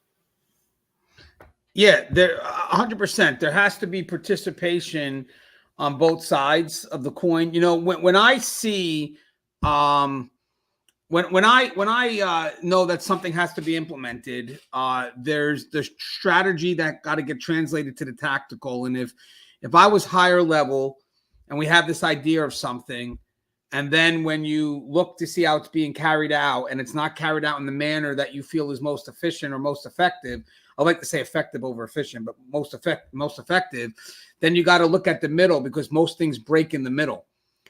You know, it's really the middle management at that point that have to be a little bit more engaged, and then go ahead and kind of see what's being lost, if it could be done, if it can't be done. So even when it comes to evolution, I do agree where there's got to be a partnership. And if it's not panning out, and I was, let's say, higher level staff, I'm going to look at the middle. I'm going to go right to my middle management and say, hey, what do we got going on here? What's not translating? What's not working? Like, I mean, we want to implement the strategy, what's not working. And then hopefully management has enough insight to know what's not working on the tactical side, and then try to go ahead and see if there's ways to maneuver. I think that right now, the biggest concern in corrections is that we're not transparent with why things are needed.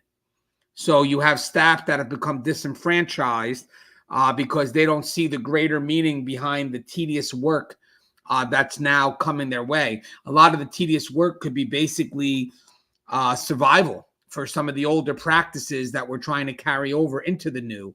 And therefore, they may lack the effort because they don't know the importance of the work that's being done. We got two good comments or questions from Daryl that I didn't want to miss out. I starred them. The first one we'll do is corrections to focus on step down programs for unruly inmates rather than step up solutions to truly have consequences for unmanageable inmates, up to including those unviable for society. So I guess they can't live outside. So if I may mention something real quick, and then we'll go to Russ and Joe. I have a book coming out in the market on managing inmate behavior. It's in the editing side now. It's a complicated read. It's not an easy read, but it's needed, because I think right now there's a big gap between inexperience and experience, and part of that gap of inexperience and experienced COs is how you manage inmate behavior.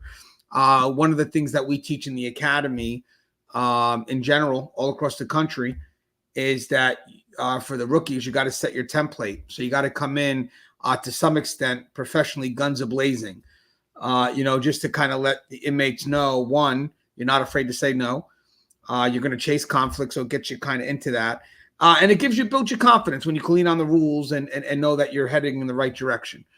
But with that said, that works in certain units where they have things to take away. It doesn't work when they already have stuff taken away, and now the power comes from giving things back. It's the second half of the loss versus gain system. So with that said, I'm going to say that there always has to be an effort to step down, only because our function is to make sure that any effort that we utilize to manage inmate behavior has to have an end result of rehabilitation, because if not, there's a couple of reasons. One, it won't be supported because it will be solely seen as punitive or retaliatory, depending on how people want to word it. And two, and now guys, this is not the soft side, but rather the human side. If you want to truly manage behavior, you got to be able to have some level of hope that's given to the inmate in an effort to earn things back. Because trust and believe, if you start taking things away, and there's no effort that they can earn this stuff back, so therefore you have a hopeless individual, there's no way you're going to be able to maintain the control of that inmate. That's why those that work in those more close custody units, those punitive units, they are strategic in how they give things back, because they know that there's that level of hope that can actually control that inmate's behavior in the effort of wanting things back. And that's different for every inmate. One inmate, you could take away a TV or something for a year and it won't bother them. And some inmates, 5 days. So you got to be wary of which inmate you're dealing with or what type of inmate, because sometimes you can have this catch-all punitive thing, but it may not work because some inmates can handle it and some can't. Some will fall right down the rabbit hole, and therefore 30 days may be too much for them. And mental health may say, hey, listen, I get what you're trying to do here, and that may work for Joe Schmo, but it's not going to work for Russ Hamilton because he's not there. So I think you made your point once you got past a certain 5 days with this guy, as opposed to Joe, who may need 30 or 60. But I will say that the step down is a way that we have to motivate people to believe that the system we have in play, which is more of like a system that can bring people to a close custody unit, a punitive side, because punitive does have accountability. Accountability is part of rehabilitation. But if you don't connect your efforts of discipline to an effort of rehabilitation, or effort in the long-term rehabilitation, you will not be having those units. You will not be having those measures that you can take, because there is a push right now to say if those efforts don't have a connection to something that's rehabilitative, then the problem is those efforts are purely punitive or purely retaliatory. And at this point here, this is not going to work. Now, granted, we could explain our side to a blue in the face and how it's not, but you got to explain it from a point that literally has rehabilitation as the foundation of it. So like right now, when we go to justify the use of these type of units or these types of housing or these types of discipline, you have to filter it through how is this beneficial towards something that is a rehabilitation or a rehabilitative model. And it sucks.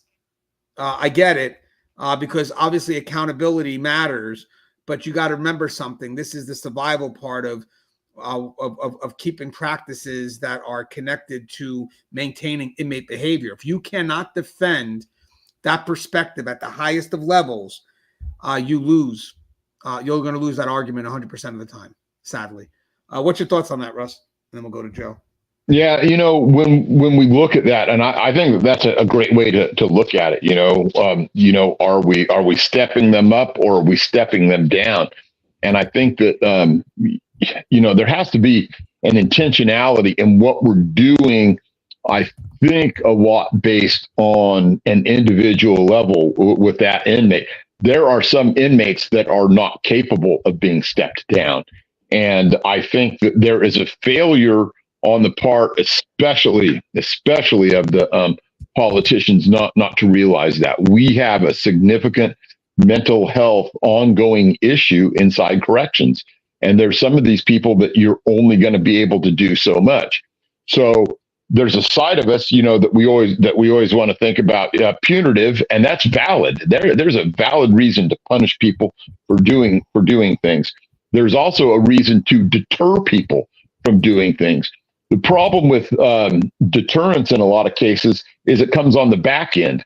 They're upset that they end up in the hole, but they didn't have any way of appreciating the fact that that's where they were headed because they just acted out impulsively at the time.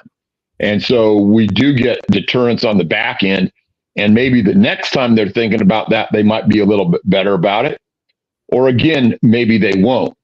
So I think it's, a really tight rope to walk. The thing that really rankles me, though, are these people doing all of this experimentation with the step up and the step down and just not really caring whether it works or not.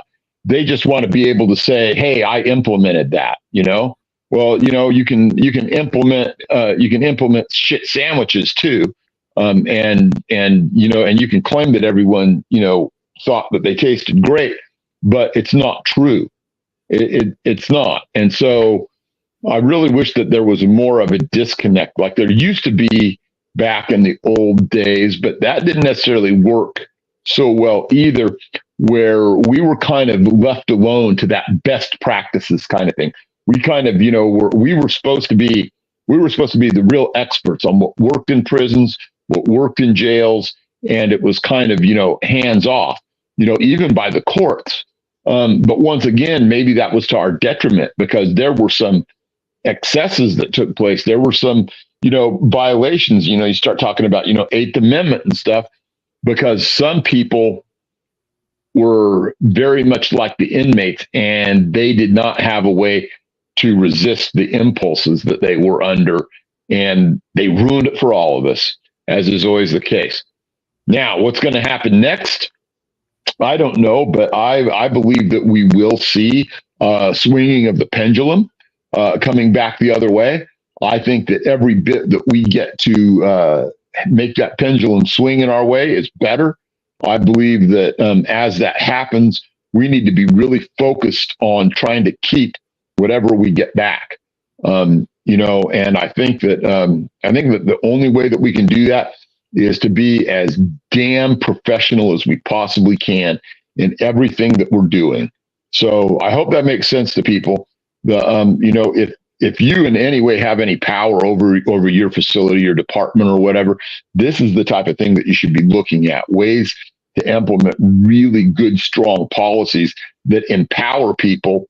But you also have to have a way to train those people to have good knowledge on how to use their empowerment. Otherwise, it just doesn't work. Yeah, and guys, authority is it's fickle. I mean, authority given to the wrong person. Sometimes that's one of our greater concerns too. Sometimes that authority is a trusted position. You give someone authority over another person. A lot of people don't realize the responsibility that comes with that level of authority the moment it's abused. It's a zero tolerance the moment it's abused. If you have a position of authority over someone and you wind up misusing it, retaliatory, excessive, whatever the case may be, it opens up a whole world of shit, because authority is a tremendous trust that the public gives to you in your effort to be objective and fair in handling the situations that you're going to handle. It's an authority position. Once you go ahead and jeopardize that or do something that they cannot trust, it truly could affect the whole culture or dynamic of, who are we giving this trust to? Because that's ultimately what it is. When I give someone authority, I'm giving them trust. When they violate that authority, they violate my trust. So what do? Like every normal interaction, I take my trust back. How does that affect corrections? We're going to micromanage the shit out of you now because I trusted you and you betrayed me. Because that's how I look at it. If I give someone my trust and they wind up failing me, that's a betrayal. So what do? I watch everything they do at that point because I can't trust you. So it's an automatic. And unfortunately, at this term here, it's sad that it gets generalized out, but it does get generalized out because of the greater liability of it all. If one person that represents that system messes up and we don't act to protect a future incident, the greater liability is our failure to react winds up actually being a huge liability, a huge cost. So what do? What do most people do? I'm going to just throw a blanket. I'm just going to throw a blanket, get everybody who's wearing the uniform or whatever it is, because at this point, I don't know who I can trust, who I can't trust. And this will be my effort in case there's a lawsuit down the line. What's your thoughts on this, Joe? Yeah, I mean, I agree. Authority is it's a double-edged sword. It can be used correctly or it can be used incorrectly. It's one of those things where if you find somebody who's misusing their authority, it's something that needs to be addressed and needs to be addressed swiftly and abruptly. Because if you don't, then not only does the offender population, but, the rest of the shift sees that, this is a tolerable action. In regards to the step down program, I think everybody's basic mission statement for their organization is to provide public safety, promote positive change in offender behavior, reintegrate the offender back into the society, and assist the victims of crime. With that said, offenders are only stepped down if they are ready to be stepped down. If they're tired of what their consequences are, and you see a lot of it with the older generation. They've been incarcerated for a long time. Through their younger years, they were hell on wheels. We had to deal with them on a daily basis, sometimes multiple times within a shift. And, as they get older, they're like, this is getting tiresome. I'm getting tired of this. One of the positive step down actions I've ever seen in our agency was, the Gang Renunciation Act. We had Mexican Mafia, Texas Syndicate, Aryan Circle. We had them all in a seg population, in a seg environment for a lot of years. And somebody finally came up with the idea to get these guys out of segregation on a gradual basis. There were certain criteria they had to follow, with their disciplinary case history. They had to renounce their gang affiliations and stuff. And, we found that, this step down process where we integrated them back into a general population setting was probably, I would say, a 50-50. 50% of it works and 50% of it didn't work. And reason being is because these guys were locked up in the seg environment for so long, lack of movements, lack of mass movements and stuff like that, or living with multiple people in a dorm environment or a cell block environment, they weren't used to and couldn't handle it. The other 50% were tired of being in the situation that they were in. They wanted to make the change. They were getting closer to a possible parole or a discharge date, and they wanted to do something positive about it, prior to getting out. And, some of these guys wound up being public speakers at, different units for offender populations, and I think it was probably one of the more positive aspects that I've ever seen in a step down program. But, there still has to be consequences for actions at some level. And that's for both sides of the fence, both the offender population and the employee population. There has to be some sort of accountability regarding the step down process, or else it's not going to work. Yeah. And guys, as I said, it's a good way when you go to justify the practices that you're doing, to kind of try to gear it towards how it serves a rehabilitative function, accountability, whatnot. If you're just strictly talking about the practice based on a safety and security level, which, don't get me wrong, is needed, but that's the only angle you're arguing, you tend to lose that argument. So you got to balance that accountability with some level of rehabilitative hope in the effort that you can turn this person back around. All right, so Daryl asks one more question I want to get to, or a comment. He goes, the basic challenge is that COs are bred to be weaker and nicer to offenders, and offenders are raised and taught to be more hostile and disrespected to authority. It's a losing battle.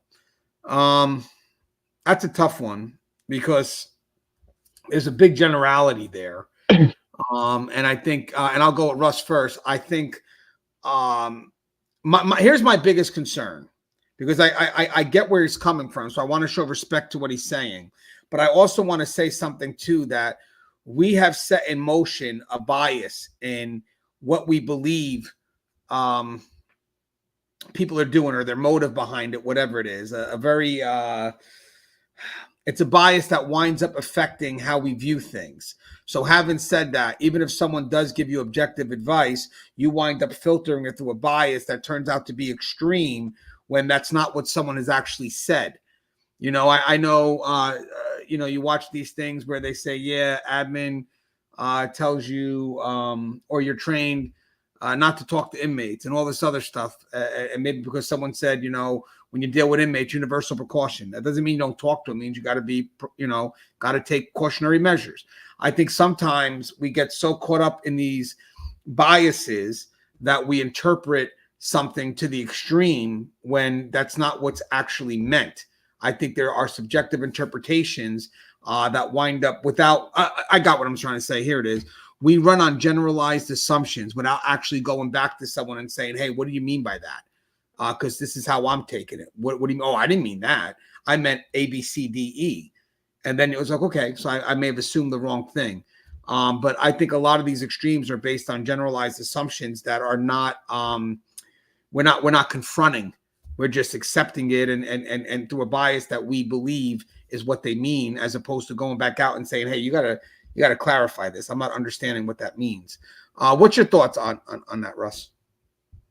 When we're out there, operating and stuff, and, you do see perhaps an internal bias that's built in to select people that, for whatever reason, they appear weaker for whatever reason, right?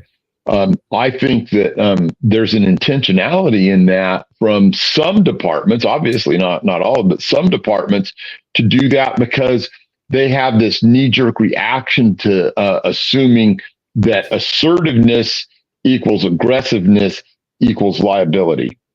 Okay.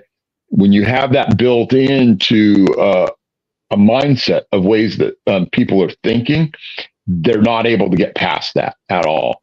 And in a way, it's kind of natural because, I've dealt with my share of hyper aggressive officers that were shit. I've also dealt with a number of hyper aggressive officers that were the best thing ever because they knew when to turn it off, off and on, switch it back and forth, wear different hats. Whereas the ones that were just hyper aggressive and nothing else, they were a one-trick pony. And I've used that term before on the show. We need well-balanced officers. We need people that can go all the way from aggressive to the softer side at the flip of a switch. And in order to be able to manage our population better, I don't know how realistic that is because it's a difficult thing. I don't know if it can be taught, or at least not taught entirely. I really do, though, think that what we should be looking at is better training, right? Better training and better flexibility and better overall all around skills in the skill sets that we need and the things that we need to do as correctional officers will serve us better than trying to pick out the right personality type. Because I believe that personalities are malleable and can learn to adapt.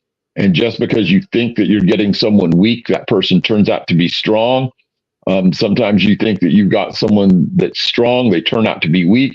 And sometimes you're just left with unserviceable individuals. And so I think that I'm just kind of like wandering into a territory here because that question, while it's really good, I'm not sure if I'm equipped to handle it all the way or not.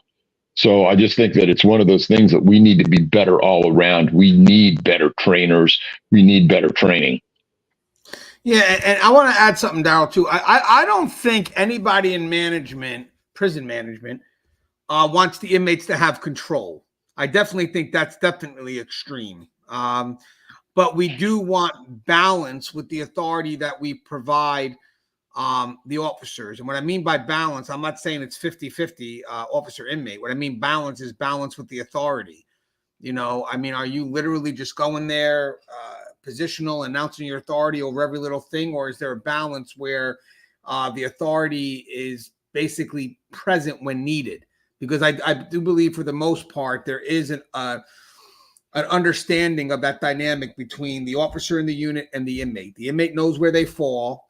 There is an expectation, and the officer knows exactly, where their duties lie. Like I believe good, effective units are not run by enforcing rules all day. They're run by the expectations that are set forth between both parties in a respected agreement. And the only time the officer really has to bark out orders is when there's a violation of that agreement. And again, this is not even in a perfect world, but I've seen good, solid officers run a unit just by their presence. I mean, literally just by their presence. They walk in, they're a respected individual, and they don't have to go around chasing orders, or whatever, chasing conflict. But again, that comes with time. That's not something that you're going to be able to do as a rookie. That's why when we do shows like this, we provide context, because if you tell a rookie, hey, when you go in, you could run that unit by presence, and then that's not true. But with that said, in context, I don't think anybody in management would want to see a unit ran by inmates and not by the officer. I think sometimes when a charge is dropped or whatever it is, again, I can't speak for everyone. I can only speak from my experiences. I think that staff should learn, not an effort to chase a win or loss, but to learn what happened and what they can do better. Do we have a teachable moment here?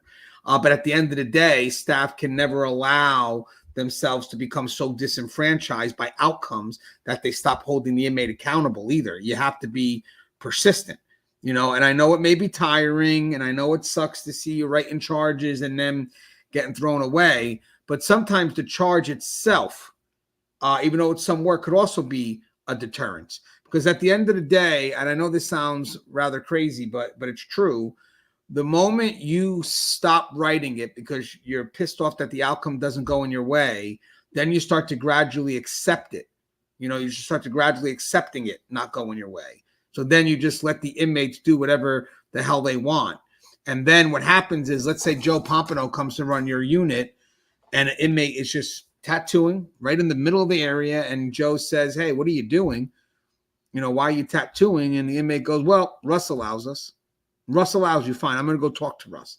And then as we discussed before, Joe goes to talk to Russ and says, "Hey, Joe, I got your inmates. Or, hey, Russ, I got your inmates fucking tattoo in the middle of the day room." And they say you allow it. I don't allow it. And then Joe, smart follow-up question is, "Well, do you address it?" "Nah, man." "Why?" "So I write the charge and they're going to beat it anyway." And then Joe and Russ said in the past, if you don't address it, you bless it. So your job ultimately is to play the role regardless of what the outcome is. But again, lead by those expectations, because I know a lot of people that run a unit, and this is the part that matters. They run the unit, and when the inmates respect the rules, it's not because they respect the rules because they want to respect what the facility sets forth. They respect the rules because they want that working relationship, a good working relationship with that officer, or with that person running the unit. So when you got, people that are constantly writing up rules, I get it, but you could have an officer right now that, runs that unit and the inmates don't break the rules. It has nothing to do with the agency. It's more of, I'm not going to do that because, we got this expectation here. I work well with the officer works well with me. They give us what we need, whatever it is. But what's your thoughts on this, Joe? Does that make sense too? Yeah, I mean, it absolutely. I mean, the number one cardinal rule, and I've said it before: if you don't address it, you bless it. The worst thing you can do as a supervisor is discourage your officers from doing their rightful daily functional job. If they write the charge, back their play. If you run across a scenario like you were mentioning with the tattoo gun, it doesn't negate you from doing your job just because somebody else allows it. If it's against the rules, it's against the rules. Address it. Confiscated, write the charge. If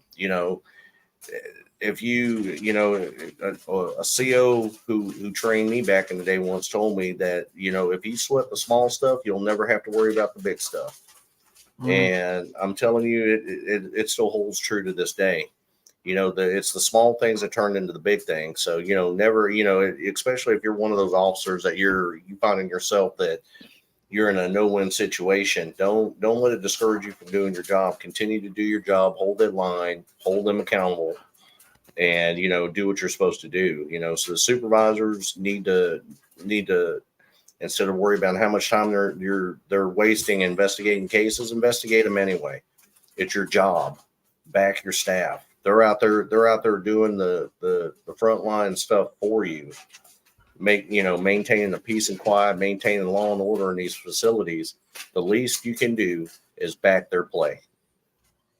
You know what, guys? You know what? I would love to get your opinion on this. I don't know if this is something that this is going to open up a little bit of a dialogue here. So hopefully you guys are good with this. But you know what I think corrections lost? And then basically I'm curious to see what your perspective is, or multiple perspectives on why we lost it.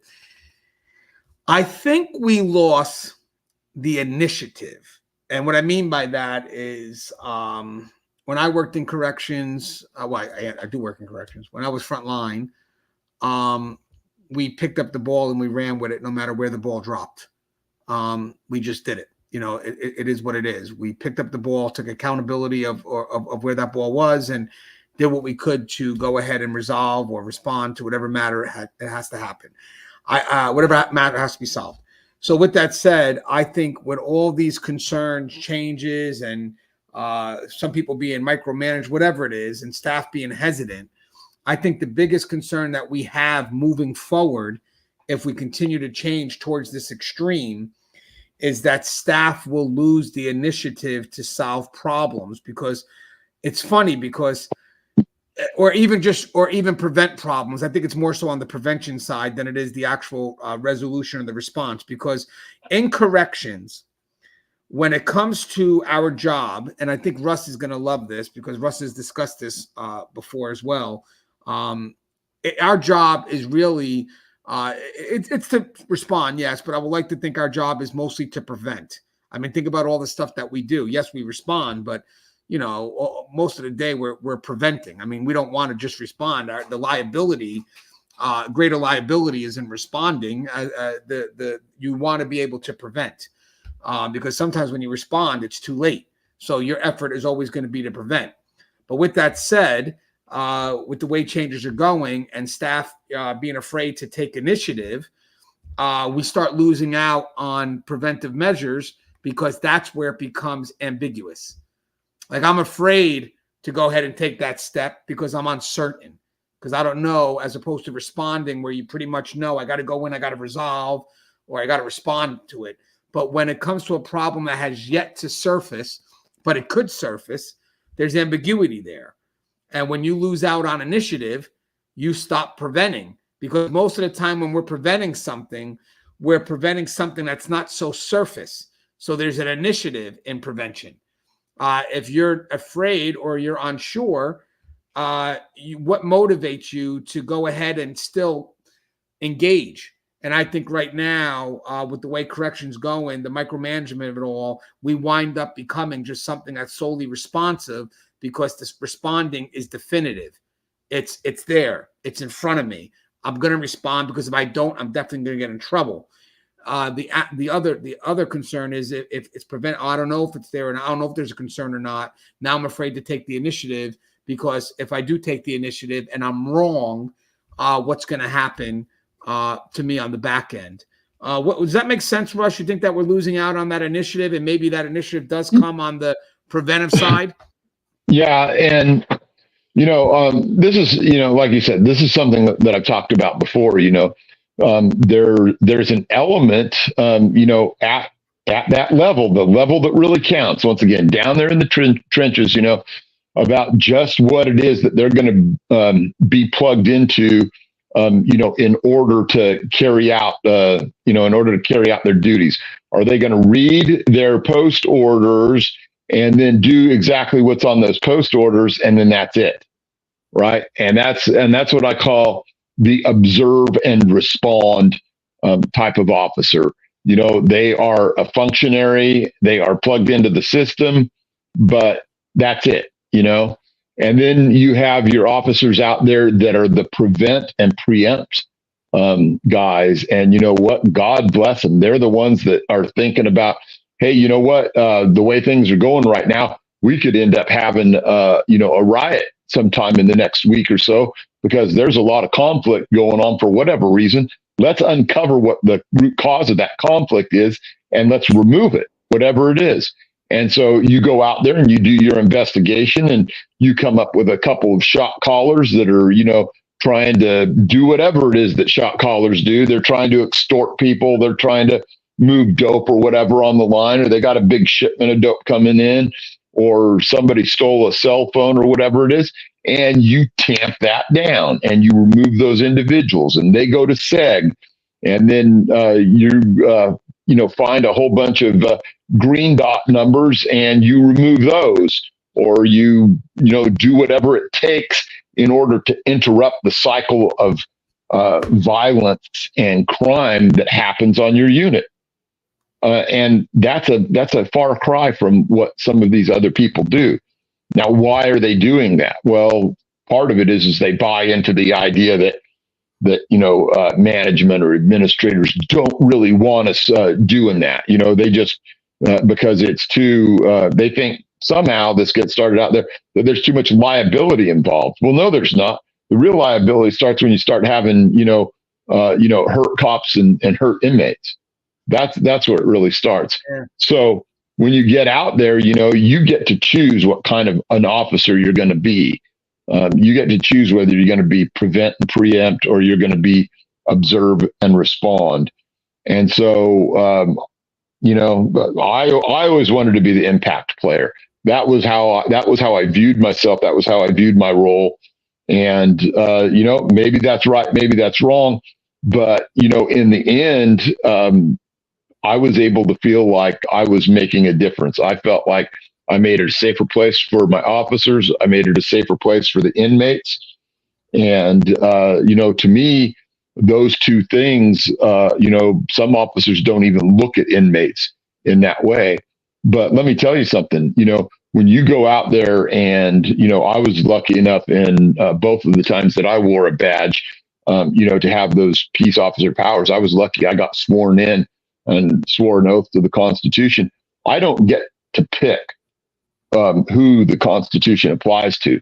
That's not the way it works. And so, go out there and, be that person that, actually has a set of principles that can make the hard plays and the easy plays. Because I really think that people that can go out there and do that are the ones destined, to bring order out of chaos. And hopefully, there's people that will go out there and promote further up than I ever made it, above and beyond, to warden levels or director levels, lieutenant levels. I mean, look at Joe right there, and be able to make good changes from there. Because if we're not willing to do that, then we're going to lose the power. We're going to lose the juice to be able to affect everybody in a positive manner. And if you're only sending shit to the top, eventually it floats back down onto you.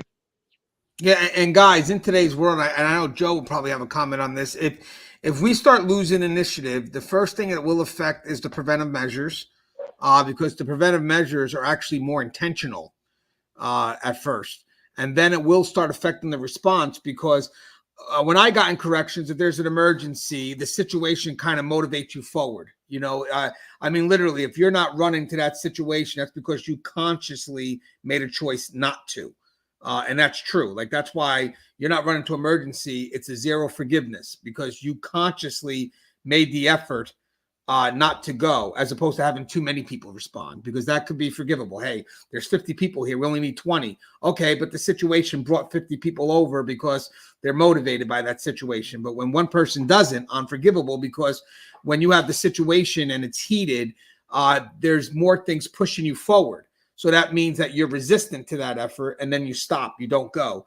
But with that said, when you start micromanaging, or you start doing things as management that stops your staff from making the initiative, what's going to happen, it's going to start with the intentional efforts first. I do think intentional efforts are those extra searches, the extra, maybe getting some communication, communicating with the inmates, getting some intel, whatever it is. The intentional efforts are what staff tend to be disenfranchised with first. Like, I'm with all the shit going on, I'm not going to make the effort. But then eventually it does start to trickle down to those needed responses. Because what's going to happen here is they're going to be told that, something's going to happen. They're going to have to move towards it, but then they're going to second guess themselves, because they're going to be so concerned that if I make a mistake or something like that, or whatever it is, I'm going to get buried. So with that said, now you start to see the lack of initiative happening in the what should be an automatic response, because now they're overpowered with self-doubt. Or with doubt, because I'm not going to say self-doubt, but with doubt, because they're concerned of, what's going to happen if I do something wrong in this response. So again, my biggest concern, I'll love Joe's thoughts on this, is that we as frontline professionals are losing our sense of initiative. Some could be because of, management or whatever it is, or some of it could be self-imposed, because of an interpretation we have of what management's doing, as opposed to really discovering what those reasons are. And if you're managing the facility, the first thing you're going to see is you are going to see that trickle down from the preventive measures. So you're going to start looking at wondering why things aren't being done. And then it's going to fall into, sadly, responses that automatically require automatic response. So where if you don't, obviously there's no excuse at that point. What's your thoughts on all that, Joe? Because there's a lot there. Yeah, I mean, personal initiative is one of your most and probably your biggest motivator. It's something that shouldn't be diminished by anybody around you, nor should you allow it to be diminished by anybody around you. Excuse me. Your initiative is what gets the job done. Your initiative is what finds the contraband. Your initiative is what keeps things running smoothly and within the policy guidelines. It's I don't know, it's like we blame others around us for our own actions when we're responsible for our own actions. We want you to have that personal initiative. We want you to take that chance. I've always told my officers, as long as you're running it within policy and guidelines, it's your house, you run it the way you see fit. You're going to make a mistake, and that's fine. We'll work through it. This is one of those professions where you can't be afraid to make a decision or be afraid to make a mistake, because you're going to. It's going to happen. It's the nature of the beast. But just because you make a decision, especially if it's a small mistake, something that doesn't create any kind of safety or security issue or gets anybody hurt. But that's something that we can work through. Our best experiences come from our failures and mistakes. And that's something that I prided myself on, because of the fact that, in order to learn, you're going to have to learn both the good and the bad. And that's what makes us better officers. So you should never let anybody, doubt you or put you in a field of doubt for making a decision or doing what you're supposed to do. We're there to do the job. We're there for a reason. And, that's what we need to do. Yeah. And guys, when I, as I said, if I'm a supervisor and I'm trying to gauge the temperature with my staff, to see where they stand, to see where their initiative is, I do check the preventive measures automatically, because the preventive measures are what's more intentional. So if they're not, doing their rounds, or they're not doing things that require them to be intentional with their efforts, you got to address that immediately, because it does trickle down to the needed responses that you need to make sure that the facility takes care of what could be potential liability. And it really does start with the intentional effort towards those preventive measures. And it's funny because Russ or Joe mentioned it earlier about, or maybe it was Joe, the back to the basics. Corrections truly is basic to some extent, and it's an evolution of the basics.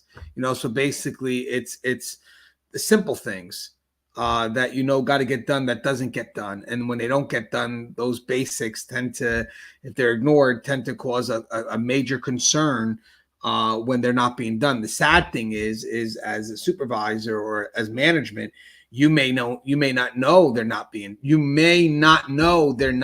done when it's too late.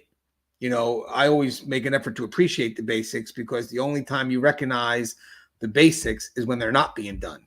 But with that said, if I start seeing certain things that lack initiative, that lack intentional effort, especially things that are preventive in measure, I would have to also maybe start to question a little bit about, is this person doing the basics? Is this person doing their rounds? Is this person doing what the job expects them to do? And I think this could actually be a discussion, maybe just a video in itself, where where we are leaning towards practices in which we have stopped taking the initiative. We have stopped holding people accountable. And then our justification, this is the scary part, what we've learned to justify is the blame game.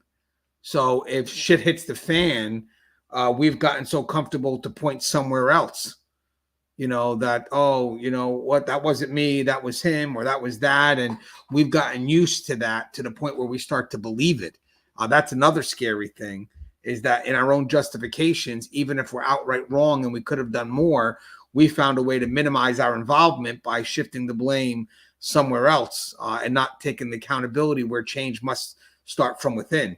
I think that really is something we should discuss, where this lack of initiative has now could even turned into a blame, because that question by Daryl hit up on so many things, because I don't think there's anybody in management wanting staff not to do their job. I'm not saying it's 100%, because you never know, because there are some people that may not want to work. I get it, but that's not everybody. I think, unfortunately, we could have someone that may say something and staff could misinterpret that. And then all of a sudden that interpretation gets generalized to the point where, yeah, we don't do our job because management doesn't want us to do our job. Really? What did they say? Oh, they said this, but it didn't say for you not to do your job. It just said, A, B, C, D. Yeah, but this is what they mean. Whoa, hold on. Stop doing that. If that was not said to you, that interpretation of what it means needs clarity.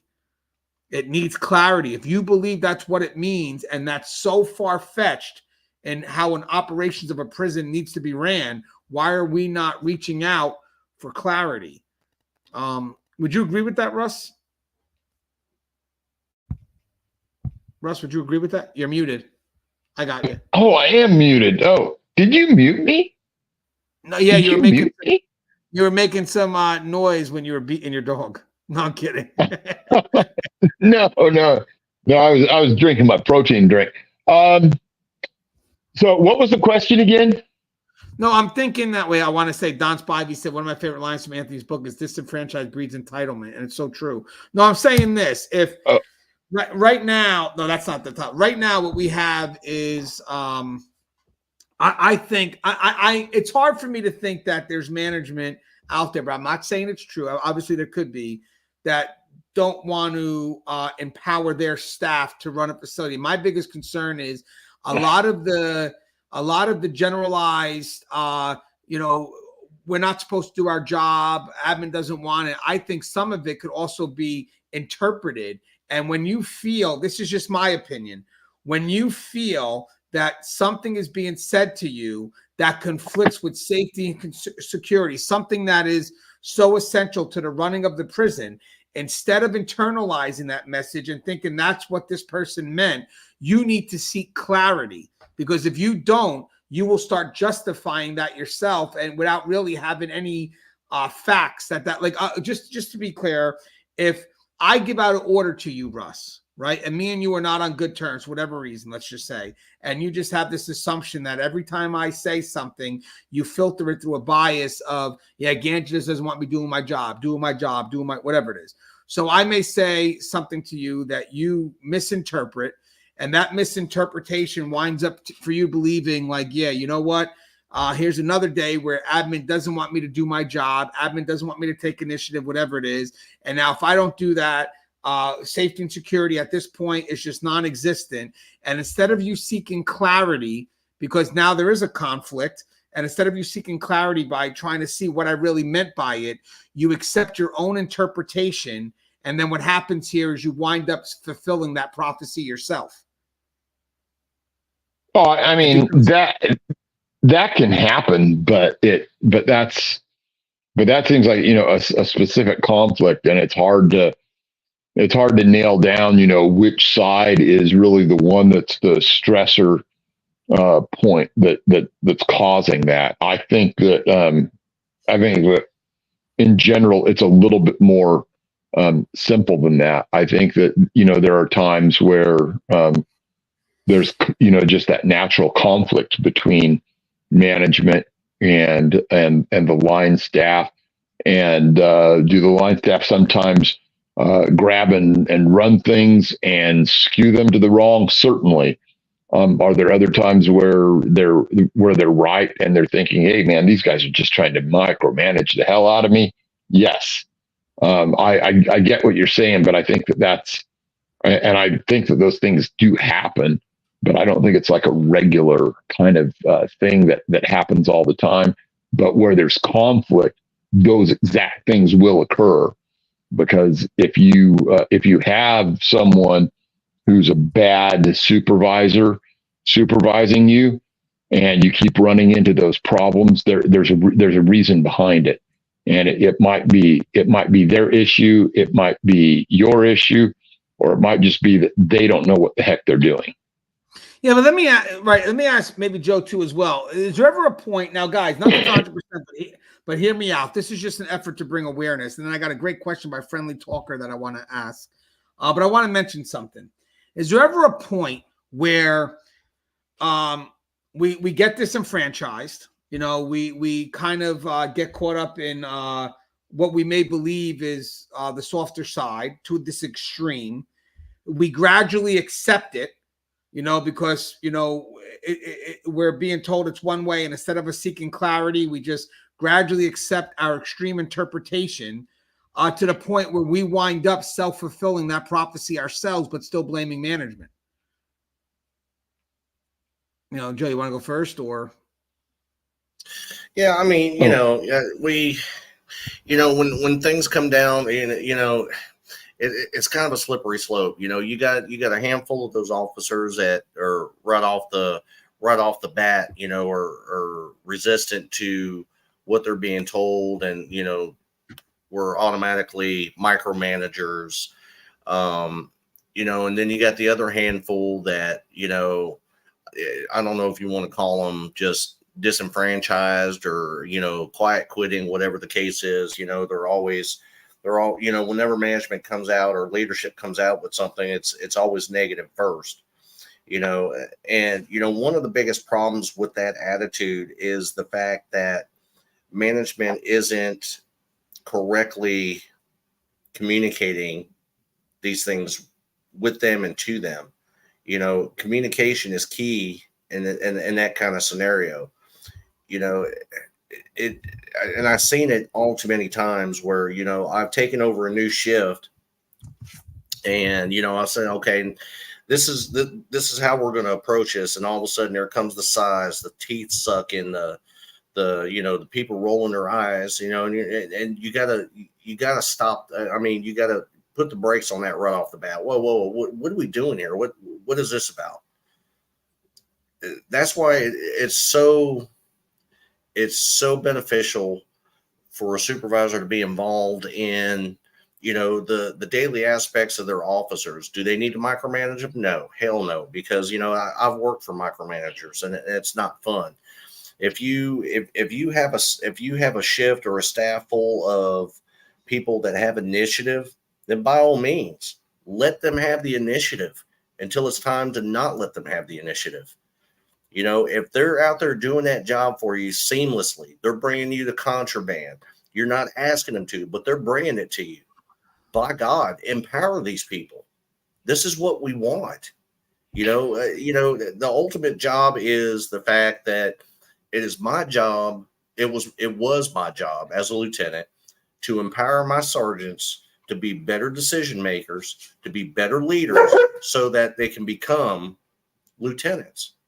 The sergeants, their job was to empower the staff below them, to make them better officers, to put them in a position to where they can take over as a sergeant, to get them ready to be the next leaders. You know, that's what it's supposed to be about. We're not supposed to be micromanaging these people.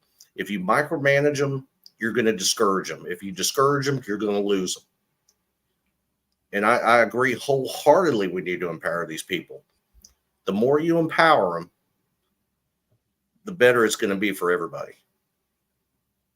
Yeah, and guys, you know, it is a good dialogue to have, because I think we do need something.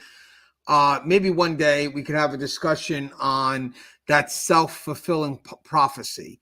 You know, that at one point we just gradually accept it, and then we wind up actually creating the thing that we didn't want to begin with. And then sometimes that's just the avoidance of having that dialogue or having that conflict, because there's no trust. I think that's another thing.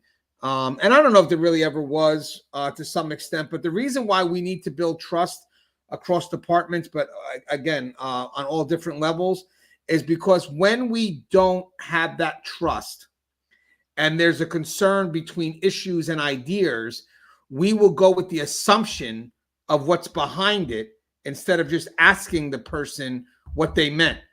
Because at the end of the day, if I don't trust Joe and Joe's management, Joe passes down something, I don't want to argue with Joe. I don't got time for that. And then I'm going to go back and talk to everybody that's around me saying, yeah, there's management again, blah, blah, blah, blah, blah. And then Joe is in his office and he's getting all these, grievances or whatever the hell's coming his way. And he's sitting there like, yo, what is all this? Well, you must have gave an order that could have been misinterpreted, or the reason behind it. It's mostly the reason behind it that got misinterpreted.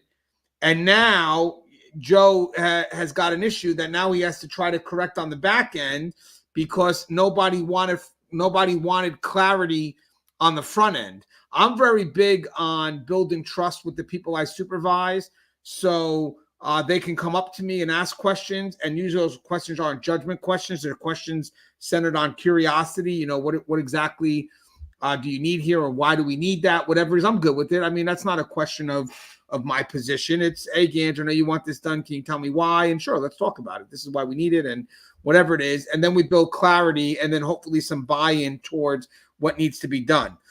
The biggest concern, I think, also now is that if me and Joe don't trust each other and an order comes down from Joe to me and I don't like Joe, even if it's the right thing, I'm not going to buy into anything Joe has to tell me. And now I'm concerned now because there's a meeting happening amongst my staff that is creating a different perspective from my actual intent. And the problem is that's because that person doesn't want to go up to Joe and seek clarity. Hey, you wanted this. Why do we need it? And maybe we could do it this way, whatever the end result is. But I think right now there's also a concern where there's no trust, and therefore we become conflict avoidant. And conflict avoidant is bad because conflict really is not a bad thing. It helps to merge ideas and really discover what's best and what may not be working. And you have to be willing to engage in those type of dialogues. But when there's no trust and me and Joe don't get along, we become conflict avoidant. I don't want to talk to Joe. Joe barely wants to talk to me, even though he's my supervisor. And what happens is I may know what Joe's directive is, but then the intent becomes an assumption based on my bias. And that bias is going to be how I view Joe. If I don't like Joe, he can give me the best advice in the world, but I am going to filter it through some negative motive that really didn't even come to Joe's mind. And now we just have all this discontent. And then what winds up happening, I think, in the long run, is because we're afraid to communicate, because we're afraid to engage in healthy conflict built on trust, we wind up maybe more on the front line side. And again, this is not 100, just in general, could be, you never know, but we wind up fulfilling what it is that we don't want, only because we're afraid, or we're avoiding actually going back up to Joe and saying, Joe, hey, what are you asking? And why are you asking this? And this way we could build clarity, because I think, again, another concern in corrections right now is we're not really as transparent with the why of why things have to be done. So when you're not transparent with the why, people are going to assume it based on their biases because they don't know any better. They don't know that it's for A, B, C, D, because they were never taught A, B, C, D. All they know is it's E, F, G, H. So they interpret it that way. And now you may have these directives being carried out, but there's going to be no buy-in because the person that can sell the message, the why, is not involved in that because everybody's trying to avoid that individual. And then you're going to have discontent on the floor.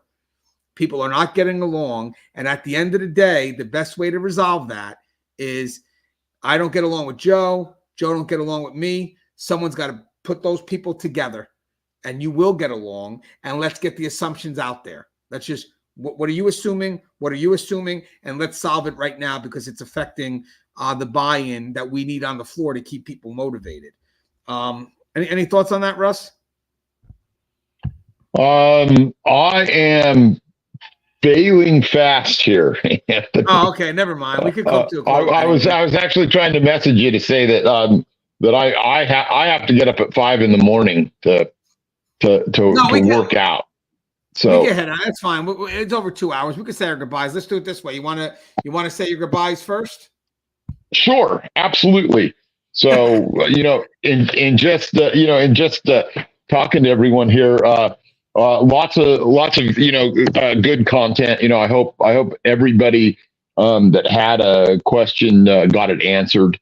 I think that there's we want to look toward try and building bigger and bigger audiences, because it's obvious out there that there's a lot of people that are seeking for and need direction. Sometimes they may not be working for the best facility out there, or the best department, or maybe they're just trying to get in there and try and really build on what they do have. And I'm excited about that. Every chance I get to help youngsters or oldsters, or even the OG cops out with something, I'm glad to do it. And so anyone out there, I'm generally available most of the time. Hit me up, kusoslupi at gmail.com, or look me up, Facebook, Keepers of Chaos. Sign up for my Substack articles. You can find that at dangerrusshamilton.substack.com. And anyway, it was a great discussion. Yes, it was. And Joe, you have anything you'd like to say in closing? Yeah, I mean, this has been a great dialogue. I always enjoy the lives with the questions. For the CEOs out there that are on the front lines, first of all, I thank you will never be enough for the job that you do. Know that I hold the utmost respect for you guys, in everything that you fight and do on a daily basis. Never. Don't let anybody steal your thunder. If you got the initiative to get in there and do this job, God bless you. Get in there and do it. Use that initiative. Don't let anybody ever discourage you from not having that initiative to do this job. Are all of our days rewarding? Hell no, they're not. Do we have some damn good days where we've gotten drugs off the street and gotten some corrupt staff out of the facility? Absolutely. The initiative is there. Use it. For the supervisors out there, don't discourage these people. These are the people that we want in our facilities. These are the people that we want to pass our legacies on to.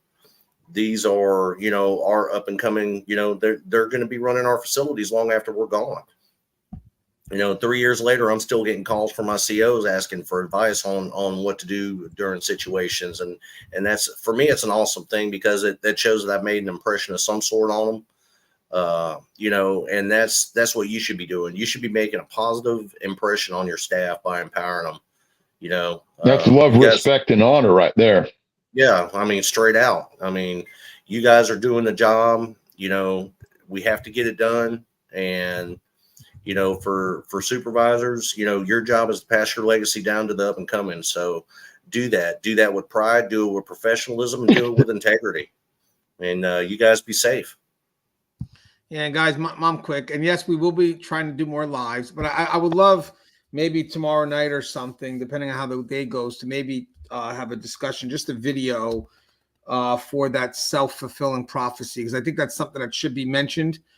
Because I think it does happen, and I think we need to basically build a bridge and not keep building the wall. And I think a lot of people don't want to bring those people in the room together because they're afraid that the conflict, because if there's no trust, will become unprofessional. But I think I think in corrections, these assumptions are killing us. They're killing us, and it just fuels the divide between administration and front line. But as always, guys, thank you for the dialogue. The show is Tier Talk. If you haven't, please subscribe, interact, engage, comment, hit that bell. Bell's going to notify you every time I post a video. Stay safe.